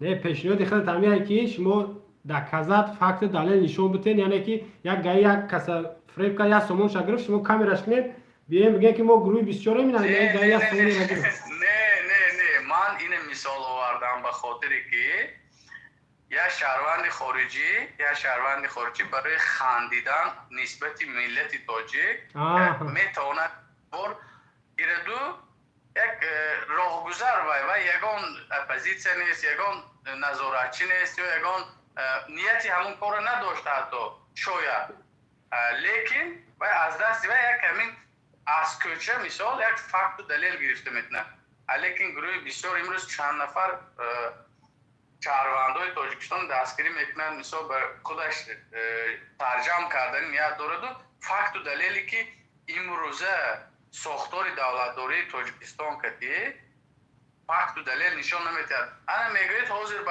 نزدیکی گپ زدید که از تاجیکستان دمجا من چیز جواب دادم برادر همینجا چیز جواب دادم شرط نیست که ما بگومید که شخصی هست از تاجیکستان که ما ایشون میتن اما میگن که فقط برای داخل ختم بدونید در مردم ایشونت میترسن یک دیمش خود پیشتره گفتی که جمع می نویسم یگان گفت سچی نکرد گیم که ابراد نگیری که نگو که نگفتم گفتی که ای لایک میترسن که در تاجیکستان برمان سوچون میکنن انا که فکر که اونجا نفرای هست که ایمی رژیم بزرگ یکی چه خیلی میگیره تا در ویدیو میته صورت میته که میگه که نمیرم من گفتم اینم خیلی میشوه که نم تری کردم میترسنم با یکی بعضی خبرای هست گم اون که شر نیست ما بگم که نه مودا نخی خبر شید او برای داخلی برای فهمیدن خودمون و این همی که از گپ زده استمی دیگر برادرها این همیش خودش همون یک نفر رنگ خود بوری میبره نقل میکنه کمتر خطا گپ زده کمتر خطا گپ زده تازه کجاش خطا کمترک آها بگو خطاش کجا بود در داخل شما باید که شما آشکار بیان یعنی حرکت سیاسی شما آشکار بیانی است بله با مردم درست است بله خطای مرا بگو وقتی شما گفتید در داخل خود ما این هم یعنی الکی پنهانی میشد الکی ممکن که بعضی سیرهای باشد که بله سیر هست بله سیر هست در داخل هر یک حرکت مانند یک خونه های باید چی ما چی میخونم که ما چی میگم باید مردم بدونش نه باید مردم رو ندونه او دیگر مسئله با مردم آشکار بیانی او را میگه که با مردم یعنی که چی کاری میکنی نشون بدی او خیلی نیست که یا آدم تو در سیر شبگه تو بگیری بگو که این باید که آشکار بیانی های مرا علی و که ولی و که نمیدونم قاهر توهیر پاهیر مرا اینه گپا گفت اینا شما بدونین همه گپا باید بگه وقتی که سیر کی شد باید شما از درست قید کردید سیر که شد داخل خودتان با لیکن آن چیزی که تاجیکستان به داخل دارد باید داخل خانه شما نکو باید علاقه داخلی باید که تمام ملت تاجیکستان باشه این من در نظر داشتم که از همون رهبرای دولت یا اینکه رهبرای وزارت و کمیته ها مثال همونها قانونشکنی های بی‌نهایت زیادی دارند امروز ما فقط حتی من هم میگم که دارم لیکن نمیگم که انا فلان وزیر در فلان جا با فاکتور دلیل من این خیلی کار به من چی بگم برادر من درد دلی طرف فهمیدم تو میخوایی که نوالی کو یکی روبروی مخالف در روسیه نوالی تو میخوایی که ما نوالی باشه من که نه او روسیه فرق میکنه روسیه ایمو فرق میکنه ما دا میگم با گفتم تو پیشه که ختم میگه گفتی که برای لایک میترسن ای که جو میورن ما دا نوار نشون میتن او در پشت او نوالی میدونی کی نفرا چی کارو و چه خیلی شخصیت ها او فرق میکنه ما ایو و روسیه هم فرق میکنه روسیه را با تاجیکستان برابر نکرد اگر تاجیکستان 10 دشمن داشته باشه روسیه 100 دشمن داره اگر این خیلی گیریم اگر هر دوشم دولت است هر دوشم قریب که ساخت دولت دارش یک نموده است و در تاجیکستان هم هستن که شخصانی که یا خدمتچی دولتی یا اینکه کارکنان وزارت و اداره های کمیته های دولتی میتونن که برای مبلغ فروخته شوند و همین معلومات هایی که هست همونها برای وایتیان لیکن باز یک چیز دیگر که من میخواستم که این پیشنهاد وقتی که آشکار بیانی که شد وقتی که با ملت همدرد شد با ملت وقتی که همراه شد وقتی که با ملت سرجم شد یک دل شد آغاز شد همین خود ملت پیشنهاد میکند که من این قانونشکنی امروز شد قانونشکنی من این خیلی شد من بنا یک همین اعضای گروه 24 باشه یا دیگرش 105,000 وای دارد که بعد 21 چی بود نامشمونه نمیشناسم خب اینجا بیا ما این موضوع برادر بیرون رفتی من چی میگم همین از خود بسیار چی کرده که باید ما دلیل خودشون بتیم ای داخل باشه ای بیرون باشه اینا خودت مثال اگر نمرات مسکو در مسکو باشید در مسکو قانون شکنی هسته اینا مرحمت یتما در نوار بپرتو یگان چی بپرتو من نشون میتونم در دیگرو این هم یکی از همون نفرایی که مثال خودت باشی که دلیل یا که فکت نشون بتون اینم خیلی رنگی خودت باشه من این پیشنهادم امی فرصت استفاده بردم میکنم مردم که نمرای وکیلو دپوتاتا کو نمره تلفنشون رئیسای ناحیه شهر باشه رئیس ولایت باشه وزیرا باشه نمرهشون پرتو ما در وقت افیر اوید موضوع زنگشون میزنم که میبردارن یا که صحبت کردن میتونن یا که نه ما زنگ میزنمشون در آخر من پیشنهاد میکنم برادر ایشون که قبول میکنی پیشنهاد من میگه که برادر یک طرفه نباش یعنی به طرف در بین نباش یا که این طرف باش یا اون طرف باش هم که پیشنهاد دارم برادر مستقل بهترین شخص است نه مستقل اما خفه نشم مستقل شیطان بود با فکرم برای نه نه مالی خدا حافظ برادر، انشالله با در تماسیم. خوب پناه به خدا. خب خب هموطنان و بینندگان گرامی، این پیشنهاد یا که سخن هموطنان بود، ما بعضیش هم می نویسیم، بعضیش در کره. خب این هموطن میخوای بی‌طرف بوده، این بی‌طرف هم نمیدونم، نه ایستش معلومه نه اوستش، نه تعریفش کنم نه گپی پسش بگم. در مسئله ما سهمیه صحبت داشتیم. این برادرم یک خودی رسون کرد، اینا بیاین میگم من در وقت دانشجو بدنم، استودین بدنم 500 سومون دا گرفتم. شما میدونید که 10 ینوری 2010 سال پیش ای تمامی مردم تاجیکستان، تمامش با از آن جمله نفرش که به حکومت ربط داشتن، مثلا دانشجو، دکتر، معلم، حتی فراش میگیم که پولشککو، یا یکی اونو رئیسو دیگر، حتی روحانیو نو ملاهایی که حق میگن یا که میگفتن در مسجدا کو برآوردن، گفتن که سهمیه گرفتن این صدقه جاریه. یک کاغذک میته ایمو چند سو میده که بگیری 100 سوم، 500 هزار، 100 هزار، حتی یک وزیر 35,000 دا گرفته دست. یا روحانی نامش خوب نیست گرفته 5,000 سوم دا گرفته، 5,000 سوم اون وقت گرفته بود. تبلیغاشون همین بود که سهمیه این صدقه جاریه.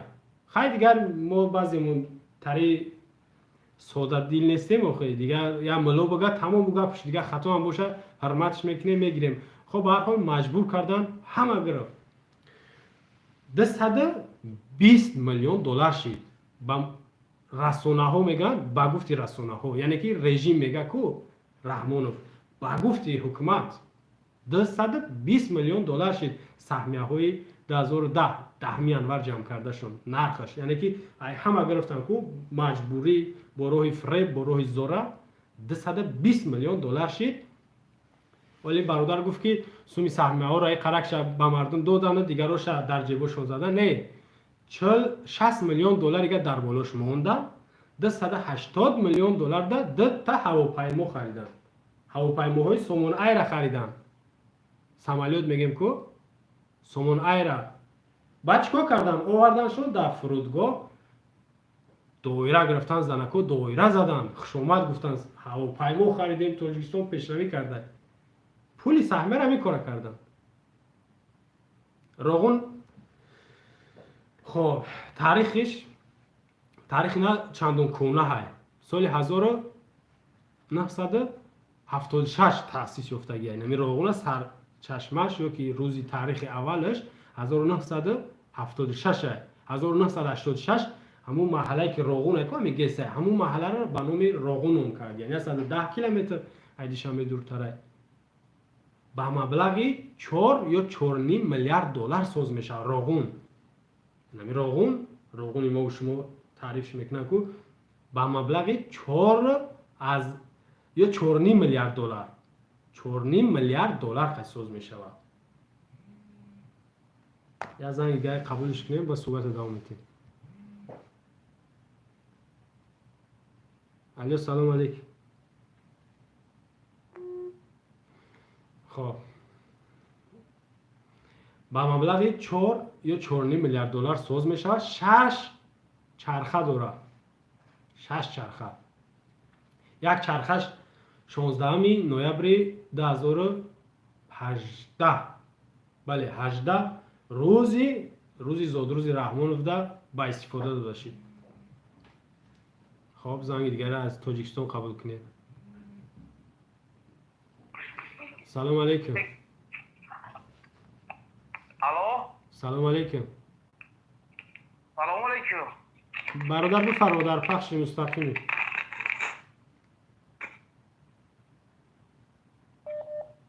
الو مرحمت گپ زن در پخش مستقیمی.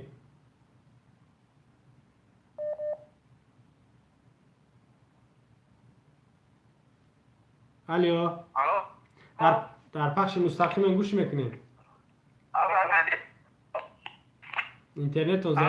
اینترنت ضعیفه برادر، گوش میکنیم شما رو.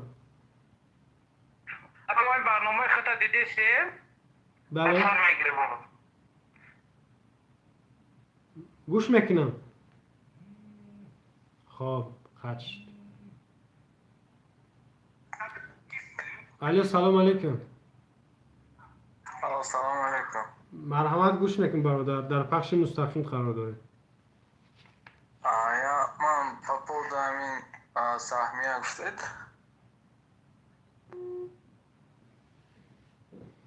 برادر قطع شد.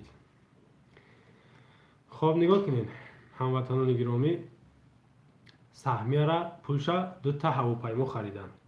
تا حاضر ای سهمیه گپ نیست. گفتیم که چرخه یکم شد 2018 16 نوامبر روزی زادروزی رحمانوف با استفاده دادن. چرخه دوم شد 2019 9 سپتامبر. 6 چرخه داره. راغون ما شما 6 چرخه داره. ایرا رحمانوف چی نکرده؟ تاسیس یابیش با رحمانوف هیچ ربط نداره. وقتی که چرخه یکم شد با استفاده دادن، پیشنهاد شد که راغون با نام رحمانوف مونن که این مردی بزرگ خیلی تعریف چاپلوسی تو درجه رسیده که دیگه شرم میکنی بعضی گپاشون بگوی. گفتن راغون با نام امامعلی بمونن. با همین عبیدالله فیکو اما بدبخت همون قبل موتیل چیکار وقتی که رحمانوف یا نوارش دم هستش شاید دیدگیش باشه که میگه که من یک آرزو دارم دامی راغون بسیار میروه سفر میکنه یک رکلام میکنه چه صورتگیری میروه. گفت که من یک آرزو دارم همین یک بارگه در بلدوزر بشینم همون سنگا را به طرف دریا بپرتم. همین آرزو دارم. گفت همین گپش در عبیدالله فهم که خش اومد که گفت که رحمانوف بسیار شخصی بلدوزریستی بزرگ بوده است. یعنی بلدوزریست نگیم چی میگن شما تراکتوریست خیلی برادر شه. یعنی امامعلی یک بلدوزریستی خوب بوده. میگه بله ما هم همون چه گفتیم بازی را میگیم که این بلدوزریست باید که دامون راغون برای در یک بلدوزر بچسبه همونجا کار کردن بگیره. این منصب برای این زیبانده نیست. این مسخره بازه. به حدی مسخره بازه رحمانوف. انا 6 چرخه داره راغون باید که 2033 حالی با استفاده داده شود. 2033 هموطنان عزیز باید که کلا با استفاده داده شود. همش 4 چرخه دیگهش.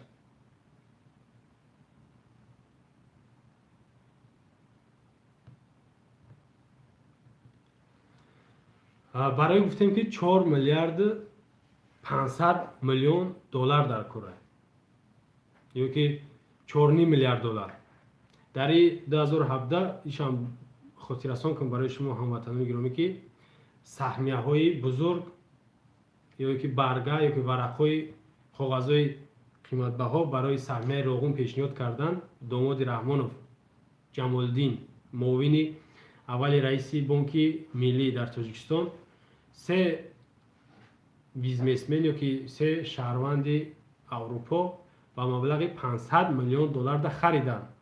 همون سهمیه ها را خریدن. نگاه که 7.8% هر ماه پرسنت میگیرن. مبلغ 38 میلیون دلاری هر ماه 10 سال ده. تا 10 ساله باید که 500 میلیون دلار شونه رحمانوف یا که همون راغون بته. غیر از این هر سال 38 میلیون دلاری فایزی یا که پرسنتی همون 500 میلیون دلار رو میتن. این هم بدونید. و ما داریم سنگتوده یک 2004 خطا نکنم شروع شد 2007 یا 8 تمام شد. سنگتوده یک ایرا روسیه با مبلغ 720 میلیون دلار ده بگیم که بنیادش کرد یا سازش کرد. 720 میلیون دلار ده سنگتوده یک روسیه 76% سنگتوده یک در اختیار روسیه های 76%.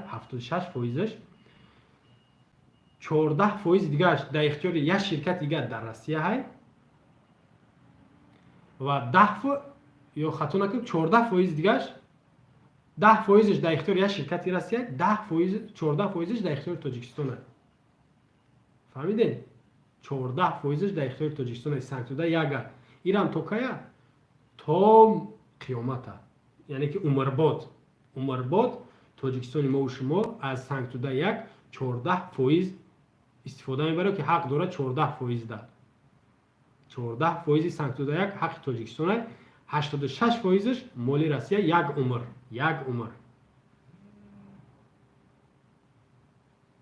الو سلام علیکم. وعلیکم مرحمت برادر گوش میکنم. اومد باشیم ما میخوایم باید برای سهمیه بدم. بله صحبت درباره سهمیه و درباره گسو در پخش مستقیم برادر. اومد باشیم ما هم انا یک شده ایرونم که شما بسید که همون رو سهمیه رو از کلی سهمیه هواپیما خریدن برای ملت. بله بله برای کمپانی کی حسن سامون ایر ای حسن ای برای ملت نه من گفتم تو هواپیما گرفتن هم که گفتم. دو تا هواپیما گرفتن. همون رو من حیران هستم که برای همون رو همچون کلی هم مردم گرفتن و همون هم در مثال ملت خرج نکردن. همون رو با یک ما شخصی موندن که با یک کمپانی میگیم حسن میگیم دیگه میگیم انا من همیده حیرتم که امروز مردم ما انا توی درجه بیناموس شده که مثال همین چیزا گفته سیان از طرف شما مثال از طرف هم برادرای مثال دیگه برادرای گروه ها اپوزیسیون مخالفین مثال چیزا گفته سیان یورا ساغم میتین برادر انشالله ساغم میتین. یعنی که باید کمتر مثال فشار شدن در کار باید اینها با جوگوی حد زودتر حد تستر باید کشیده شوند که بدبختا این ظلم ستم مثال توی درجه را مردم ما رو بیناموس و بیعار کردن که مثال هم از پول از جیبشون میدزنن با هم زبان رو هر دوست دروازه میگن هم خیلی ترستی و استفاده بوده سیدن مورا مثال مشکلاتی که امروز مردم مثال داره مشکلاتی که داشت که در کرانتین بله بله در این صحبت کردیم این رژیم رحم نکرد. ما گفتم که مسئولیت چونه یا دزدی میفهمن برعکس به جای در مردم خدمت کنن ای مردم میگیرن یا مسئولیت دزدی میفهمن دزدی غارت. ما درست یک چیز حیرانم که همین ملت که بید بدبخت همین حال مثلا همین کرانتین در شهر مسکو مثلا همین تاجیک اعضا کشید که اما دست ملت خریدگان ای پلی ملت خریدگان هواپیما را و قدرتی نداشت که بدبخت یک هواپیما از طرف ایسوی دولت همسو روان کرده شد. هندوستان پیش گپ ده برادر هندوستان روانش کرد دو چی روانش کرد آلمان روانش کرد برای کمک گرفتن ای هندوستان کمک گرفتن ای آلمان روانش کرده تو نیست نه که با ایتالیا روانش کرد اما تو روسیه نتونستش. روسیه نتونست که همین سببش چی بود؟ سببش اینه که قدر ندونستن تو همین مردمی که مثلا دولت بگم همین بدبخت دولت همین طاغوت چه همین دولتی که ظلم ستم داره هم دولتش یکی از چیزاش مثلا مهاجرای کمک اساسیش همین مهاجرای بله 70% همین تاجیکستان همین مهاجرا شما نگاه میکنید شما خودتون خیلی هیچی نفهمید بگین ای ما هیچی یا ای دست ما هیچی نمیام ما قدر نداریم شما قدر دارین اما خودتون نمیدونید. بله مثلا ما همین یک چیز حیرانم که مردم ما چی انتظار است ما همین حیرانم که یا که خداوند که ما را هم یک در تحت ظلمش قرار گرفته مثلا نمیدونم برای چی اندازه که تا این درجه را ما ظلم داره ما خاموشیم همین حیران. مایل برادر یگان آخران صحبت داشته باشی یگان پیشنهاد پیام به مردم گوش میکنید. پیام به مردم همین است که مردم شریف تویستان باید آگاه باشه که این بدبخت مثال به همه ناموسیم و مثال به ثقافتیم و به همه چی ما دست دادیم بدبخت. باید ما مثال همچون یک شهروند بگم همچون یک ملت توجیک باید ناموس خود رو مثال یک کم دریغ داریم بزید ظالمی بدبختی بیعار و به ناموس مثال قیام کنیم بخیر یک طرفش بوده. سلام باشه مال خداحافظ برادر. سلام علیکم. خب این بود یک پیشنهاد یا که یک پیامی هموطنمان درباره سنگتوده یک صحبت میرفت هموطنان گرامی که سنگتوده یک روسیه 720 میلیون دلار ده که وقتی بنیادش کرد سازش کرد 76% خودش میگیره 10% گشه یک شرکت دیگه و 14% مال تاجیکستان. یک عمره این یگان سال نیست یک عمره وقتش معین نیست یک عمره سنگتوده یک در اختیار روسیه. نگاه کنیم برق تاجیک 26 میلیارد سومونی قرض داره ای سنگتوده یک ای سنگتوده دو ما هم ده سنگتوده چی داریم بگیم که خارجی و که بگونه داره دیگه او نورک او وخش دیگراش ای خدا ای تاجیکستان ای خدیه. الو سلام علیکم. سلام علیکم در پخش زنده مو بله برادر بفرما گوش میکنیم یکم پیام یکم پیشنهاد داشته باشی. یک پیشنهاد دارم با شما برادر عزیز این حال همین پخش زنده رفته است بله بله پیشنهاد مرحمت. من هم یک چیز نفهمیدم شما در همین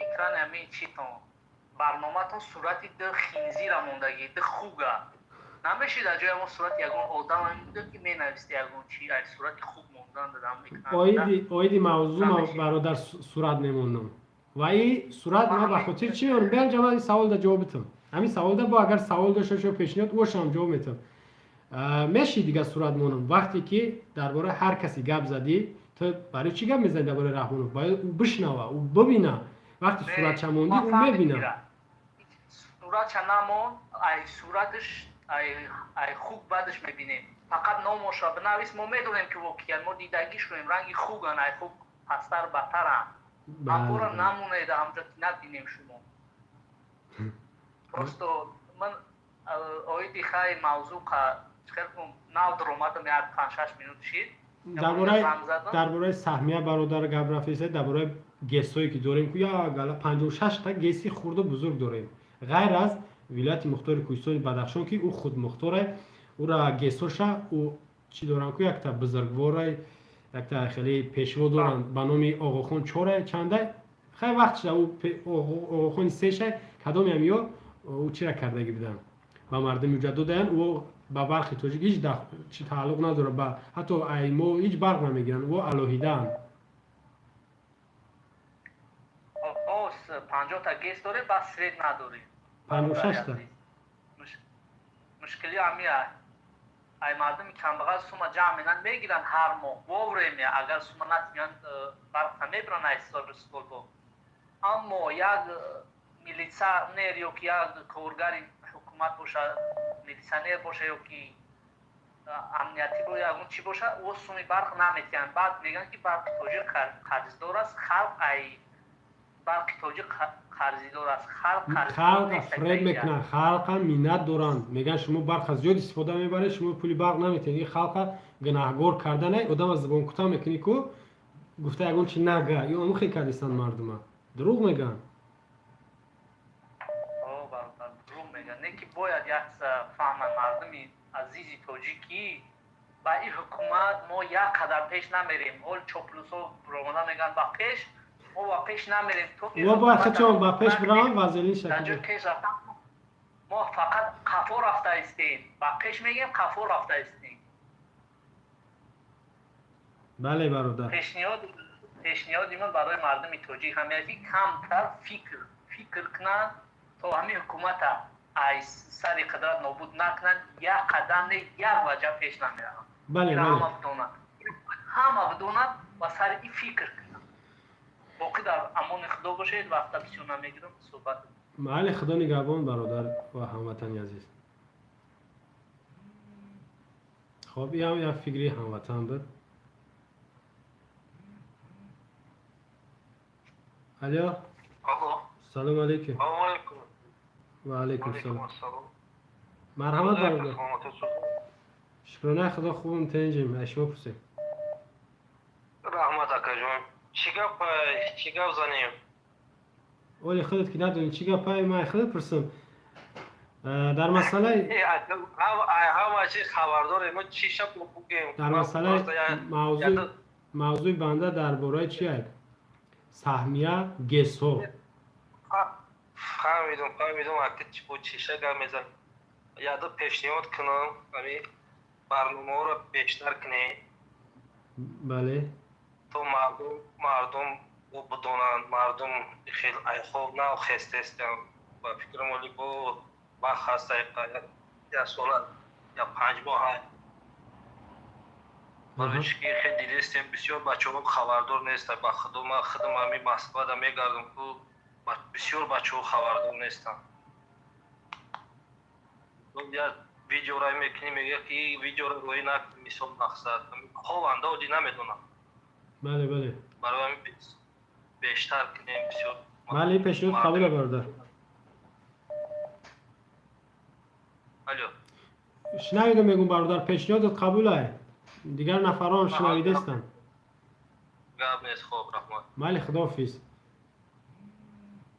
یک زنگ دیگه شد. جمع نمره تلفن رو بگم برادرایی که نوشتن که نمرات چنده. خب پلوس 49 176 328 60 573 طریق واتساپ من زنگوی شما رو قبول کردم میتونم ان شاء الله. اما خلاصه یا که کوتاه‌تر بگیره. الو و علیکم السلام. بله گوش میکنیم شما رو.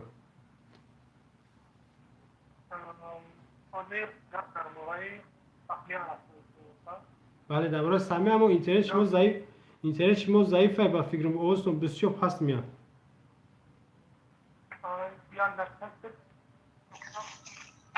با ناوشنی گپ زدیم با فکرم. اوز شروع رابطه شده است. انا اساس شد گپ زد. وزیر فکر میکنم اوجه سهمیه از خاطر همه برآمد، از خاطر حکومت فقط، بلکه در وقت سهمیه از اویله ما یگان کس کارگر حکومت هم نبود ولی گرفتن مجبوری. خود پیشتر میگم گفتم مردم فریب کردن، مردم مجبور گرفتن. کار میکنی نمیکنی فریب میکنه که مجبور زورات میکنن زوری خطی میگیری. بله گرفتن. من یک پیشنهاد دارم برای شما.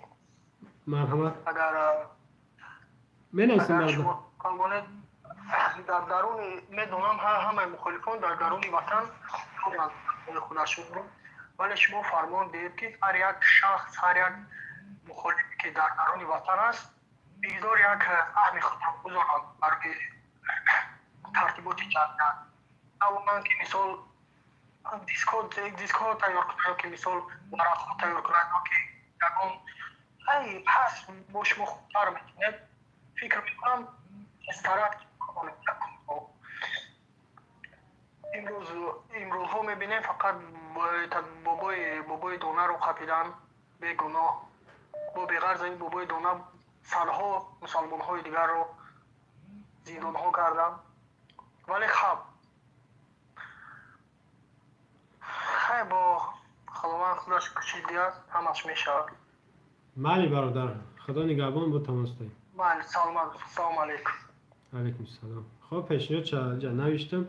این پیشنهاد چند بار کردیم که هموطنان گرامی در تاجیکستان هر کاری که میتونین برای فایده مردم کردن بگیرین. دیگه او وابسته به توانایی شما. یک نفر نمیدونید در چی حالت در چی وضعیت قرار داره رو نمیشه مجبور کرد. الو و علیکم السلام برادر گوش میکنیم شما رو در پخش مستقیم.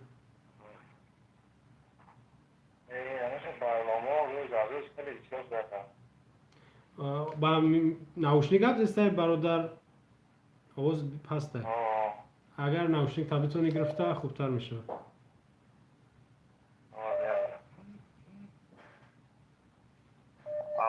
مرحمت گوش میکنم. کوتاه‌تر بگیرین که دیگه برادرها زنگ زدن زیادی بس صحبت کردیم و قرار بود کم صحبت کنیم.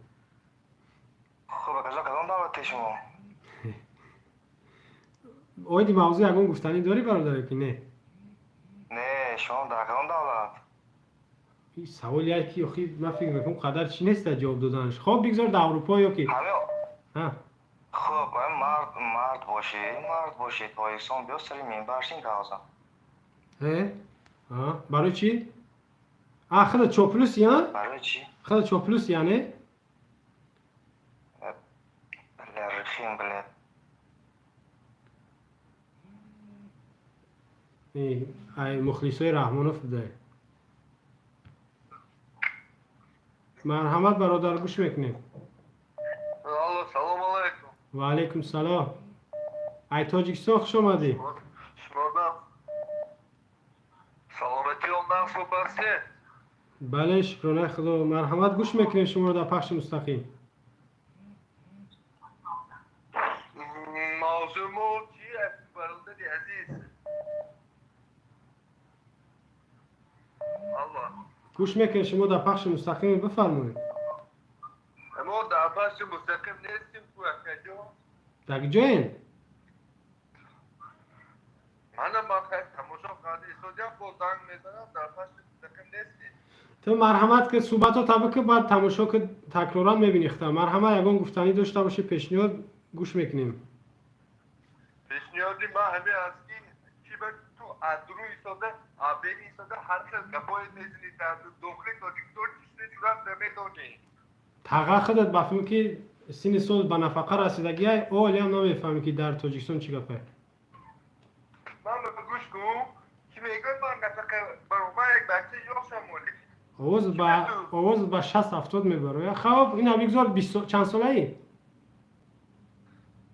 مالا 20 ساله میما 30 ساله میما بعد بچی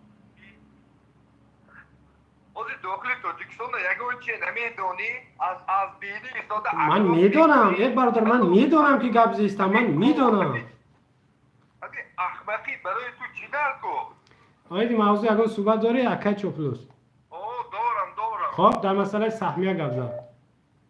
در مسئله سهمیه گپ سهمیه اوز میخواد روغو کچتی همه پلس صحبت میگیره. به سومی سهمیه را مده بگو. سومی سهمیه را بگو. تو بیس هزو یا بیس گوش تو. ما یه جور رفتگی است در جور شتگی همین جناب اولی چقدر کار کرده ایستوده؟ چیکار کرده استه؟ همین جناب اولی برای تاجیکستان برای آبادی چی کارو کرده ایستوده است؟ من ندیدستم که یک کار شب بگو من ندیدستم. کدام کارش میگو یا تشابه تاجیکستان آباده تاجیکستان یگان چی اوزی میگویی تو یک واجه برومده نفت دوستی میگویی تو مو این افشمو چی؟ وابستگی افشمو چی عبارت است؟ نگاه کن گوش کن نکر. خب این یگان گپ معنی نداشت. میگو که یک گله کاری خوب کاگه بگذار که همه اون گپای تو توغری باشه. خودت مخلصی اشدی رحمانوفی من فهمیدم. ما هیکو برای رحمانوف شده هیکو همین گوشت میگذم میخورم همیتیا میفهمی؟ مرا تو سگم هستی؟ تو باید علی پروتیف جنوب گم میزگی هم از این دشمنی من جنوب نمیشنم من یکو ساختارمو کار نمیکنم نو کار فعالیت در تاجیکستان همش نقص شرایط مهیا باز چی میخوایم همه تو؟ گریه که کو برای اومالی خواهیم گوش کنیم. من گریه هم میکنم در مرحمت گریه که من این همین جو در کوگو میداره اگر که جنوب گم میزنه که همون گویا راوی یا کوش بورش کرد من چه میکوشم هرون میگویا هر یک کسر ادام کشم هستی خودت؟ من برای جنوب میکوشم همین چه هیکو شرط میگیرم آدم کش ببین همین تو همین جوه هیکو پیدا شوی من نمیمونم همین چیزه ای بچه گریه نکه اومالی زنده مردگی نیست. میگم در کار باشد بفهمو من همین تو نمیترسم ترسو هم ندارم من نامم ازال یکوب ما یکم گپ داشته باشید تلفنم نومیرو منمی 3-7-11 نومیروی خودم بیا یک چی میکنیم یک گپی خوبت بگم یک 4 مصرع بگی کو برای اومالی چی بگم 4 مصرع بگی یعنی که امو اومالی چی خیلی دوستش میداره خدمتو میکنه یا 4 مصرع بگی کو برای امو 4 مصرع چی گفت شعرش گو شعر برای جان چی گو یا 4 مصرع پیش خود در دل خود دوستش میداره یا 4 مصرع شعرش بگو سرود مثلا من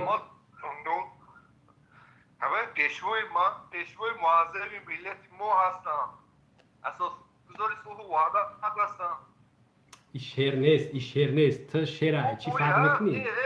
ما باید که بس فخر کنیم امروز مویه در عرصه بین المللی جنوب اولی معرفی کرد همه تو چیکار کرده ایستادی همه تو شرمنده کرده ایستادی امروز مردم تاجیکه بیا 4 مصرع شعر بخون برای پیشوی محبوبت 4 مصرع نکه ای فکری خود ای پیش خودت مالی ما حوز اجاب میکنم اماملی از این یک پیشوای ما یک پیشوای معظمی که هست همیشه در بین اون کس هستم من همیشه در بین اون چیزی که سپورش میدیم همون چیز رو اجرا میکنم این گپ نه من گفتم که 4 مصرع شعرش بگو مثلا ببین مثلا یک چی بگیم پیشنهاد کنم مثلا امام علی میگه کو مستی مست میدون نیونه ودکا پرست میدون نونه مستی مست تلفونی من همین الان چندم دفعه یکم دفعه بعد داشتیم من میگم گپا با گفته گیرم گفتم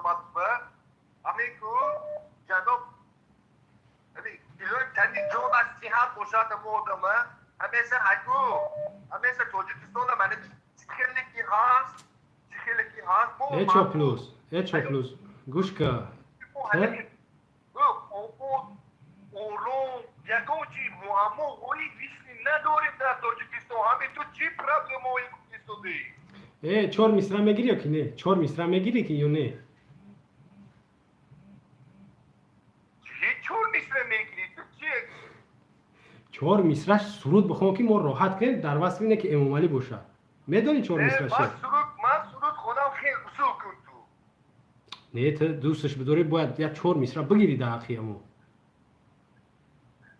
من در آخر با اونم یاد دارم میکنم. الان 4 مصرع شبگی 4 مصرع شبگی 4 مصرع شبگی اونجا مردم تماشا داره قریب 1600 نفر در افیره 4 مصرع شبگی برای تشکیل 10000 همین تو ایکو ایتلوسو ایکو همین تو پلیت ایتلوسو اسکو خفت میکنم 50 تا گام نمیزنی 1000 تا نمیبینه همین که اگر هدف من پوی همین پوچکا اسکو همین توجیکستان بیاد ما خدا موله ولی جنوب بوم گام نمیزنه همین تو با اگر که ما خدا میفهمم اومدی نمیدونم که دندونم که میگرزم همین که میفهمی این چیزا سگ هم هستی ها؟ همین تو نفهمیدم سگ هم هستی ها؟ سبکه سالم کچکا با چی کمه چی که خاله داری؟ نه که من ترا مسخره کنم اخی کوی تاری دیوانو قد یکم داره مسخره بیدی یکم تیاتر با مسخره باز بشید تو یکم من یک رنگی میمونی من میمون خونده یکم بودر کلیت که موندن در کفیه اخی نگاه که تو چی با گپای سخت میگوی تو ایوال تری نبودی؟ من به گوش کن ایوال هم تری حرام نبودی من به گوش کن تو ایگو همین قدر جانو همین مهنتوی کدگی هم تو بیو بی اخی تو چیزون چی شدگی تو آدو میریتی گام بزنی اخی یا گریه نکردی همینجا بیو بی چی میخوده بدی؟ ازم نداشتی؟ ازم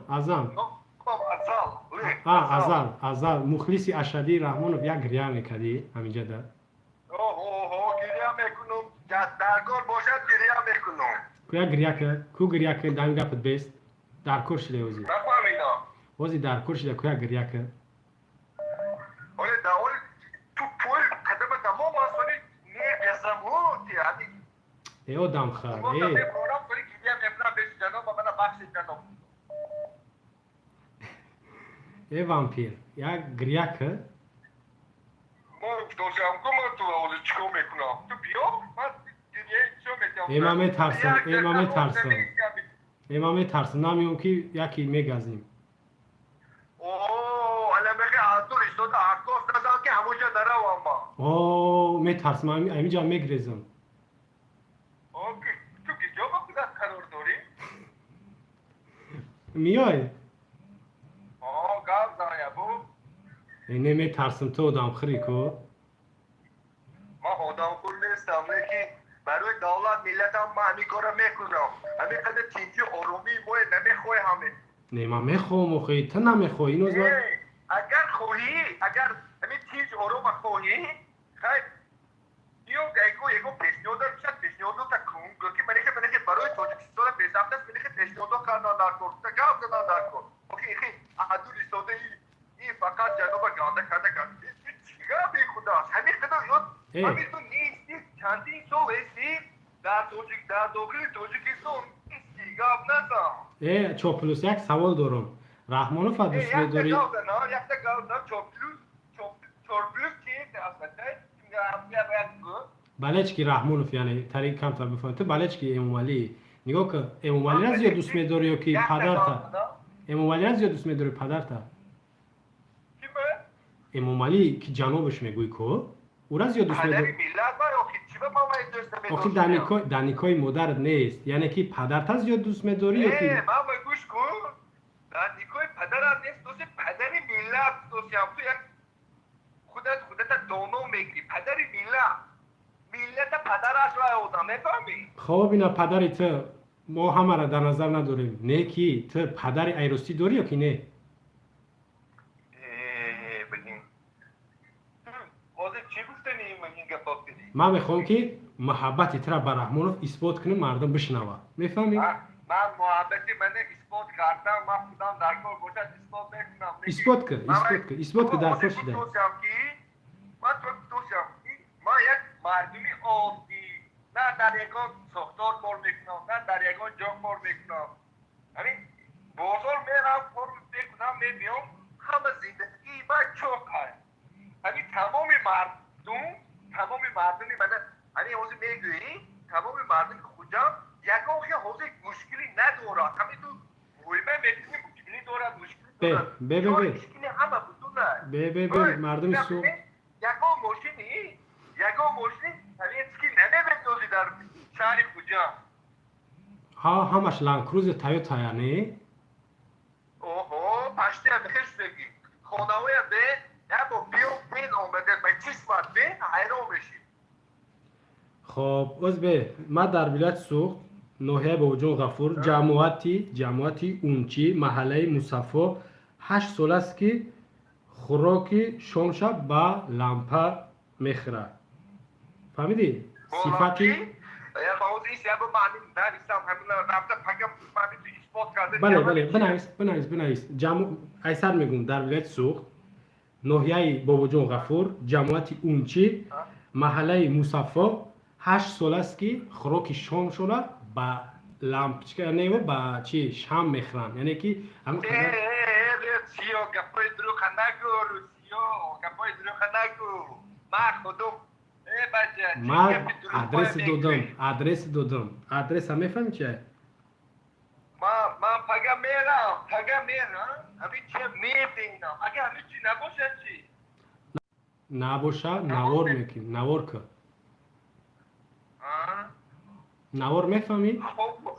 میفهمم نوار میکنی ما دمی پرتوی کنی اما دنمو دیه دنمو جماعتم ما هفته دیگه نمی نوار دنمیو میگم دنم مردم نشون میتونم که نمونجا دروغ دای جماعت نوشتگی هم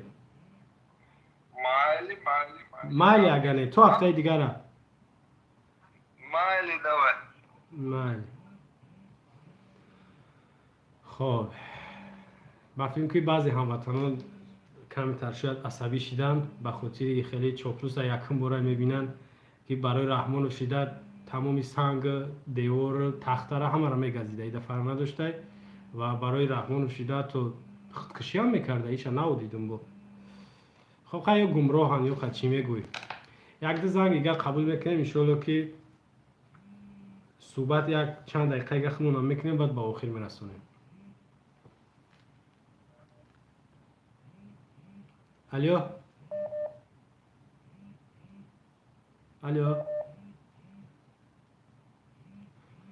خب قطع شد برادر دیگری الو سلام علیکم و علیکم السلام صدای من هست بله بسیار خوبه کوتاه کرده در اوید موضوع یکان صحبت دارید درباره سهمیه گیس ها درباره یک گیسوش بگوینیم بدبخت نو برو اومد باور کنم یه عصبای انسان ها رو ویران کرد بله من گپای سختش گفتم مرم گپای سخت گفت خیلی چیش بگم باز ما اگر اینجا هموطنای در اینجا تماشا دارن اینجا مادر رو بگیم که هموطنای همزبونای ما بخیزم همون رگون گپ سخت بگم چی میگم تاری دیوانه را اگر قبول نکنی زنگ قبول نکنی میگه که این طرفدارو چه قبول میکنه ما را زنگونه قبول نمیکنه اگر نه چوپلوس ها چی و گبزنیش چی؟ قسم من نو همین 10 مینوت نشده در اومدم یا 30-40 بار زنگ زدم که برداشتی اینجا دیگران زنگ میزنن اکو دیونا رو ما کم کم مسخرش کردن مسخره رو میفهمی که ازدیواسش کرد یا مثلا ایگو کنده تای تاور میگن چند تا پرغه دورش این همی چوپلوس ها ایسوی ما دغدغه دارن پول مونا میگیرن مچید مونا محکم میکنن شتقت مواجی روی میکنن میزنن این میبروی آوسانه بی معنی میگه بخدا قسم بجا سخن گون برادر لینوبوتی ها خفه میشتن میگن که نه ایگه پناه قوم پرستی خون نیست در همه نوحیه در همه ولایت در همه کوچه محله یک نفری هستن برادر لینوبوت میشناسم و الله قسم بهترین انسانان این همی انسان به نام پروردگار 10 میلیون نشد من همی افیر در اومدم باور که من بدبخت نمیدونم موقع چی بگم آیدی موضوع اگه چی گفتنی داری برادر نوبتیو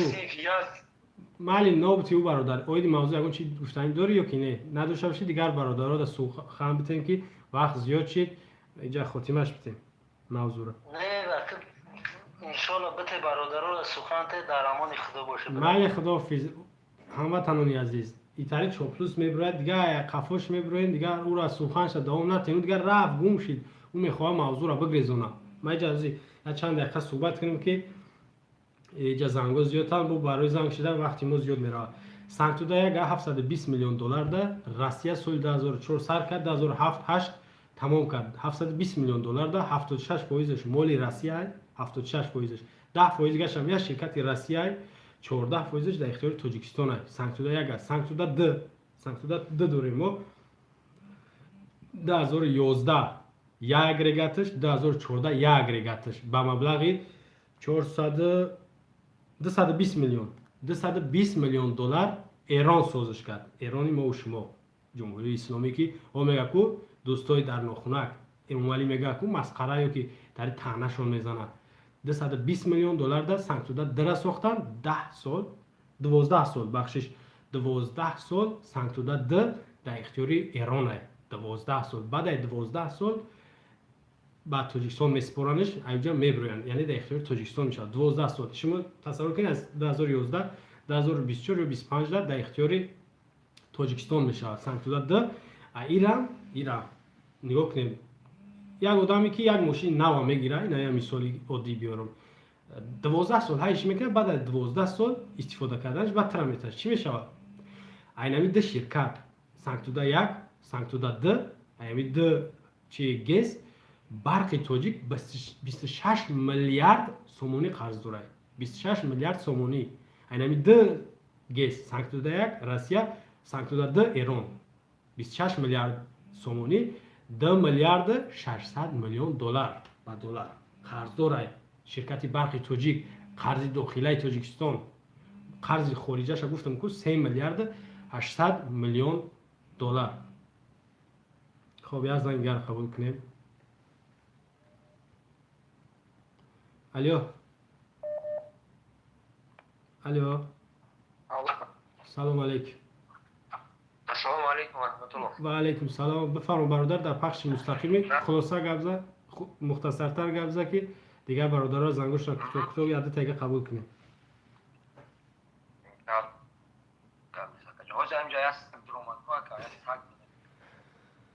برادر او را ما سگش هم گفتیم گفت سگش گفتم ایده دیگه اودم پس نمیشه خشا سگ گفت این قمازوقش کردم واقعا دیوانه بوده میگه که پیشوای ملت او پیشوای تای و خمو و تای مونس ما بخمون افتا داریم خروج سیاه به ایمان بخید یک قدر گشنگی قدر تشنگی و خنکی خروج سیاه بگو با طرفداری امورم میکنیم بگو این نشد سهمیه که گاو میزنم روی اوتای سهمیه شون هم سیاه که روی خشون هم سیاه حیام باید به ایمانی به انصافی که جون من خودم غریب ما که 3 سال میشم روم نمیشم تاجیکستان برم برای چی برای عدالتشون که جون ایروی سیاهشون ایروی نیفقایی کارشون که من نمیتونم اونجا برم دیلو خیلی کردم هیچ خوکری بودم همه غریبه پسن یا شما که ما مقصد جوانای ملت میگیم داشت ما مقصد باید همه چی را خوب کنیم پرای نه که ما پسن بله ای کاروی و یا میبینیم که جون ما چی برد گیریم با ما را میگن تیخ دیدیم و خیلی شما توجه کن آخی شما یکم کلی ناز کردین که مقصد ما همون سرجم شدیم که یکم چرا آباد کنیم مقصد برای وطن و یکم چی کنیم و خدا را قدر به حقی میکنه که ما کنیش نه خواب پراکنده میشم ای برای حرام کرولیتون به ایمونیتون ای که شکمشون غوص و شیاخشون همین اکم همین камера гӯш кард صداتون بزه و اینترنتتون بزه باشه. سوشی را گوزم بله سوچی بفرمایید. اون اما حکم هم میگم من گنده کارم کرده اما حکم میگم که دی از سگ یک پیش در استخوان میپسند تو به خوی بگار به همه گپ روزی شید. به همه گپ روزی شید. به همه گپ روزی شید. دیگه اون چی بگم؟ او شعر خونده سر سومش داگه توبه کردم خدا میگن میمرم روی بمره ایزوتا به ایمان چوپلوس تو یا آق اما تو گفتی که من گوشت هم میگازم که من گوشت را میگازم همین تو را من گوشت را میگازم من بانم الان پستانی تمام تو میگیرم همین حکم تو گفتی که من را دندانم گاز کرد من قطعا یوشم که من ترا گوشت را مخدم میگازم روز سیاه به ایمان تو به ایمان بسیار دارم تو چیکار نکن ایمان ندارم تا بانم میخوام بمره همین روزا الله نگهبان هر یک غریب بچه توجیکا پروردگار در پناهش نگاه داره صاحب شما را برادرها بسیار کنه هر بچه‌ها را خدا جان اونشون درست کنه دفاع بابای دونا را وجود کنه پدر ما میشه بابای ما میشه الله همه تا نگهبان باشه بله خدا نگهبان برادر. نگاه باشه خب یک پیشنهاد هم تهدید بود برای چاپلوس و هم خیلی هم چاپلوس ها میبراین هم ای موضوع میگرزونن هم چی میکنن مردم ها گیزله قهرالو میکنن با میگون که من اگر زنگاشون من اینجا نمیدونم کی انو همینجا زنگ میزنه هر یک نفر من میگیرمش دیگه که چی اونجا در پیشونیش چاپلوس یا در نامرش چاپلوس نوشتگی نیست و اگر که نگیری زنگش یا که در خطش گپ نزنی در بین مردم نمیگن کو میگن شما آدمای تیار کردگی خطا نمیگیره قبول زنگش قبول میکنید همه را نمیکنید. الو سلام علیکم. و علیکم السلام برادر سوز خوب هستین؟ شکرانه خدا مرحمت در پخش مستقیم مختصرتر صحبت کن. خوب برادر جان سخنی اولی ما همین است که من خود معرفی کنم من رمضان حسینیان از دهه واروخ ناحیه اسفره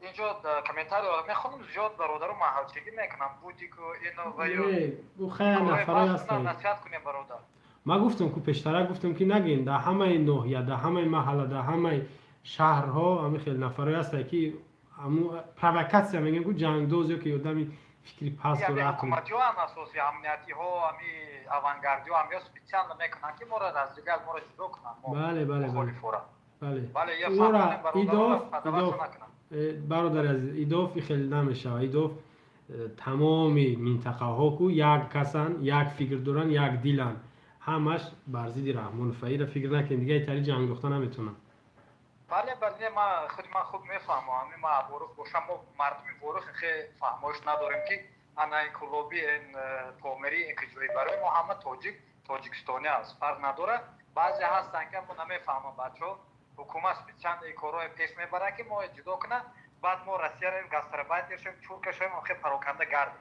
وطنی ما میخواد به ترجوز میفروشه میخواد به خیتور میفروشه میخواد به ازبکستان توفه میکنه یک قسم دیگه میخواد خواهرای ما رو میبره تجاوز میکنه مردای 80 90 ساله ما رو میبره زندان میکنه کودکا رو تجاوز میکنه ما و یکدیگر ما رو داشنا میکنیم بودی که اینا وی گفت میگرده ما چیگی کاری کارای باید بحث کنیم خدا خود به نزدیکی همه ما یک جا شویم یک مو شویم این گاو از سر قدرت نابود کنیم بله برادر خب همین از گفتنی من که خیلی گپی بسیارم در کنیم معلوم است که انشاءالله به نزدیکی هستیم خدا برادر آمادگی خدا هر یکی ما میگیریم کسی میتونه بره اسپورتش رو مست کنه کسی میتونه یراق بآموزه کسی چی میتونه کتاب بخونه همه یک جایشه برای موضوع کنیم وطن انا همی است گفتنی ما فهمو برادر خب خداحافظ خیر برادر خب یک پیشنهاد برادرمون بود وطنمون دیگه پا چند بار گفتیم دیگر برادران میگه که ملتچگی ایروی شریعت هم درست نیست و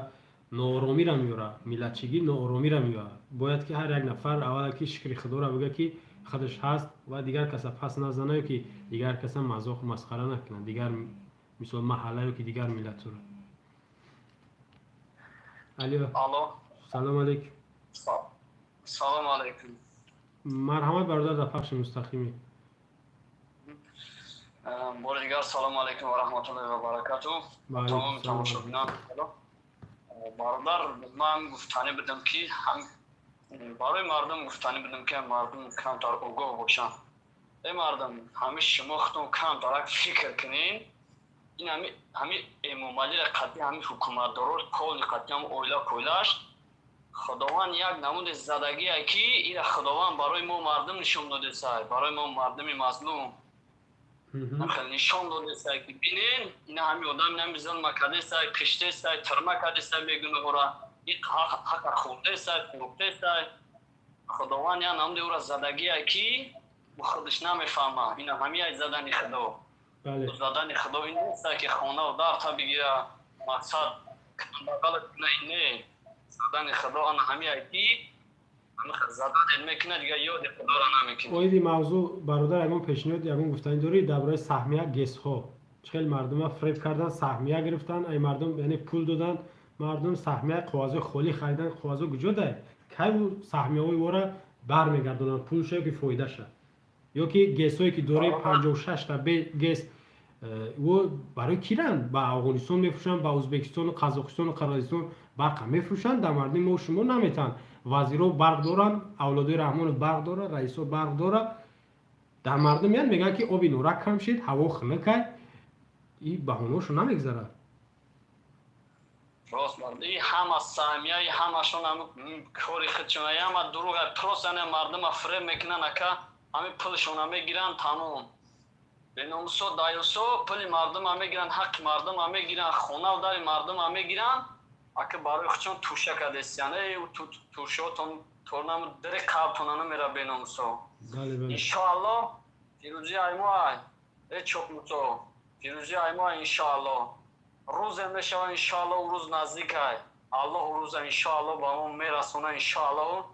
شما حکومت دارو چوکموسو امامالی اولش تو وقتی پرزیدنت شدی این همون ملت تاجیک تا قسم خوردی اول با نام الله تا قسم خوردی انشاءالله گپای ما با او میرسه. تا اول با نام الله قسم خوردی بعد با شیر مادرت تا اولش که او شیر مادرت خدای قسم دو شرک بود با خدا شرک آوردیتم. پس برای چی امروز مردم هم مهاجر کرده ای؟ زنو مهاجرانه زنو مرگ با طور پرزیدنت همو با طور حکومت دارد همو دیگه تا من برای امروز سونا قطعی کار بارتونی هشتو برادرو مردم بیدور شوین کم ترک بیدور شوین ای خدا بترسین. پیغام رسید برادر پیغام رسید دیگه روز دیگه خیلی مو اکو برادر مو جوان موزه خم در جوش های بشکوی نمی هر روز ما همی گریه های مادرها را میبینیم از حبا ویران نشوم. بله خدا نگهبان برادر با تماس داریم. باشه از او رحمت. خب خیلی جوانهای با غیرت نوتر زیادن که نمی رحمانوف نما را عصبی میکنه بگیم که اگر رویگه وز وجده چون میکنه. سلام علیکم. و علیکم السلام. حق توی یا که؟ بله حق توی نه حق تجای کانالی دویمی بنده این هم کانالی مای بگونه نیستید برادر. خب ما 2 هفته پای در پای کانال دارم کانال یوتیوبی ما هم دارم زید بابایف کانالی ما های در این کانال هم مهمون میشم دو جا میرم صحبت میکنم هر جایش که موافق بیاید که راست بیاید این کانال هم کانالی بگونه نیست برادر بفرما.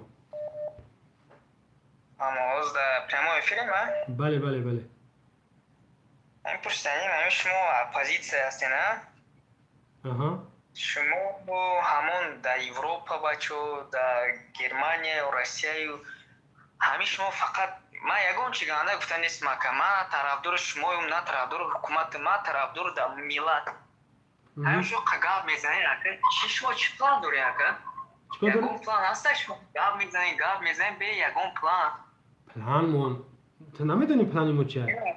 پلانی ما رو نمیدونی چیه؟ نه ما پلانی ممنوعی گاب که شما اینه خواهی سر قدرت آمده نه؟ باید چی کار میکنی نکرد؟ شما پلان دارین؟ باشه دلش به چی خط تاجیکستان پیش میبری؟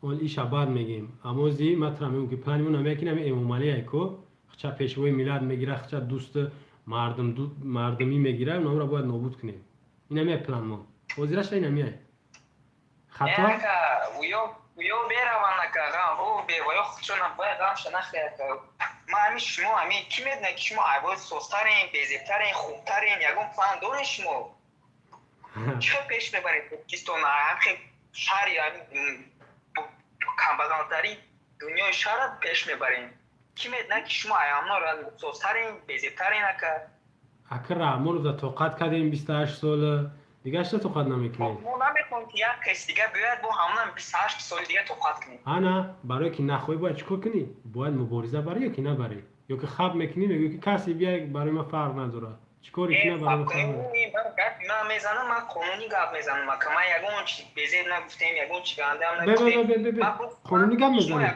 بس قانونی گپ میزنی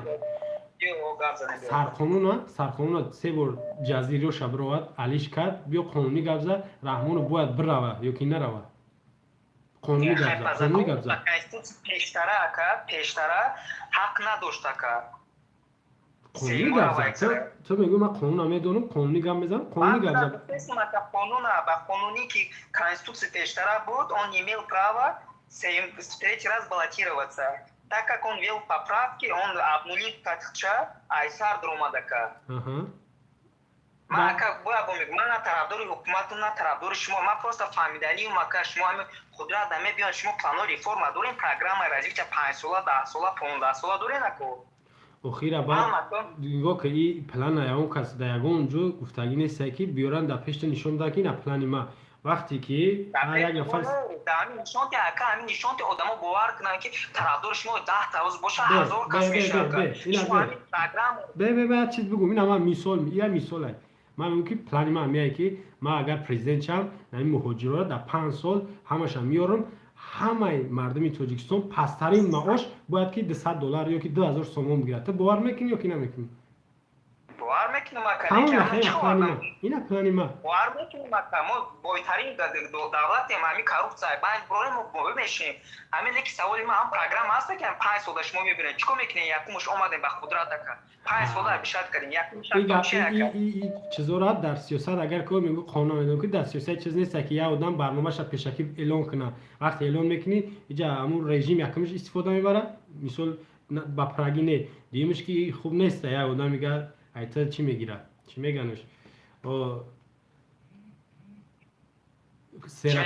سیرا کپیا میگن یا آدم میگه ایتا پروگرام تا میگیره شاید که نیرم بدون شاید نمیجا این مو هم قگاب زیسته فردا یا آدم میگه میبروید در میدان یا آدم میگه شما نمیشناسید نو پرزیدنت میشه تا میدونی ما دعوای پرزیدنتی نکردم ما همین گاب زیستم میگه ما معنی رو نداره که ما دعوای پرزیدنتی میکنم فهمیدم که بعد معنای گپ که شما همین از یک شما این پروگرامتون گوین یک همون دولتیمون و حکومتیمون نمیدونه چی پروگرام یک پروگرام شما میگن ناز میکنه و تاجیکستان ایسلو شوانده نیست ایسلو شوانده نیست ملت پیش بردنی یا که شما خود سری قدرت آمدنی ما ملت پیش بردنی امی پیشنیاد اینا یا پیشنیادم نمی برقه با ازبکستان نفروش با قزاقستان افغانستان نفروشد مردم هم بته اینا پلانم اینا پیشنیادم چی با همین کارو نمیکنم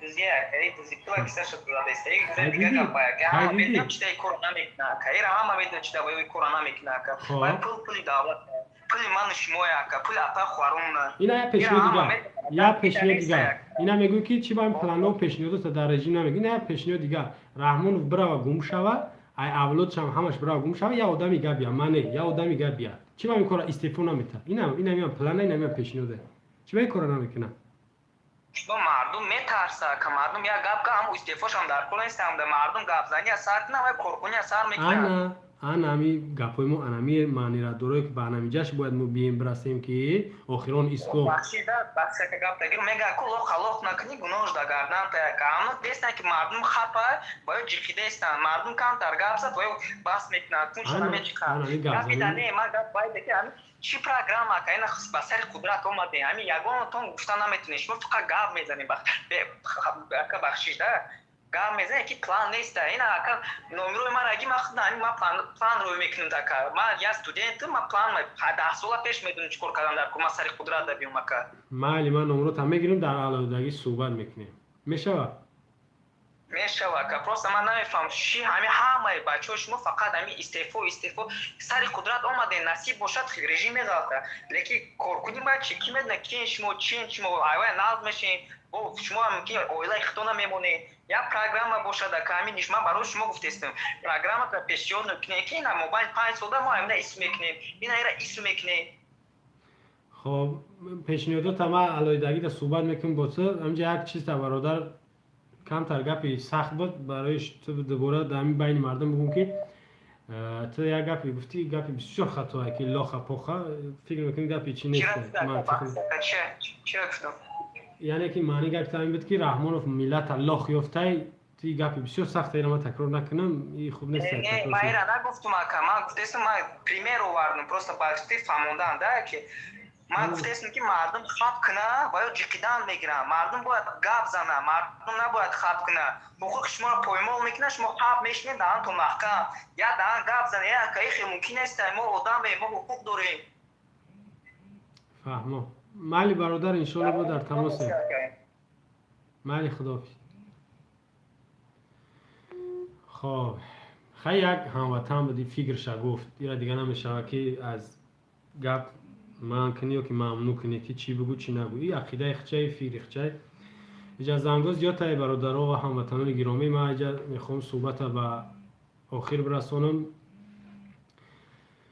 خب بخشش این نفره که زنگوی تلفنشون قبول کرده نتونستیم تشکر به شما هموطنان و دوستان و عزیزانی که ما را تماشا کردین وقت قیمتی خودتون قریب تا 2 ساعت زیاد با ما همراه بودین هم فکر بودین یا که گوش کردین تماشا کردین انشالله خداوند زنده و نگاه داشته باشه خداوند سلامتی من بردوام نگاه داشته باشه انشالله هفته دیگر حتما با شما با در تماس هستیم و سخنرانی خواهیم کرد. خداوند یار و مددگار تا هفته دیگر. سلام علیکم و رحمت الله و برکاته.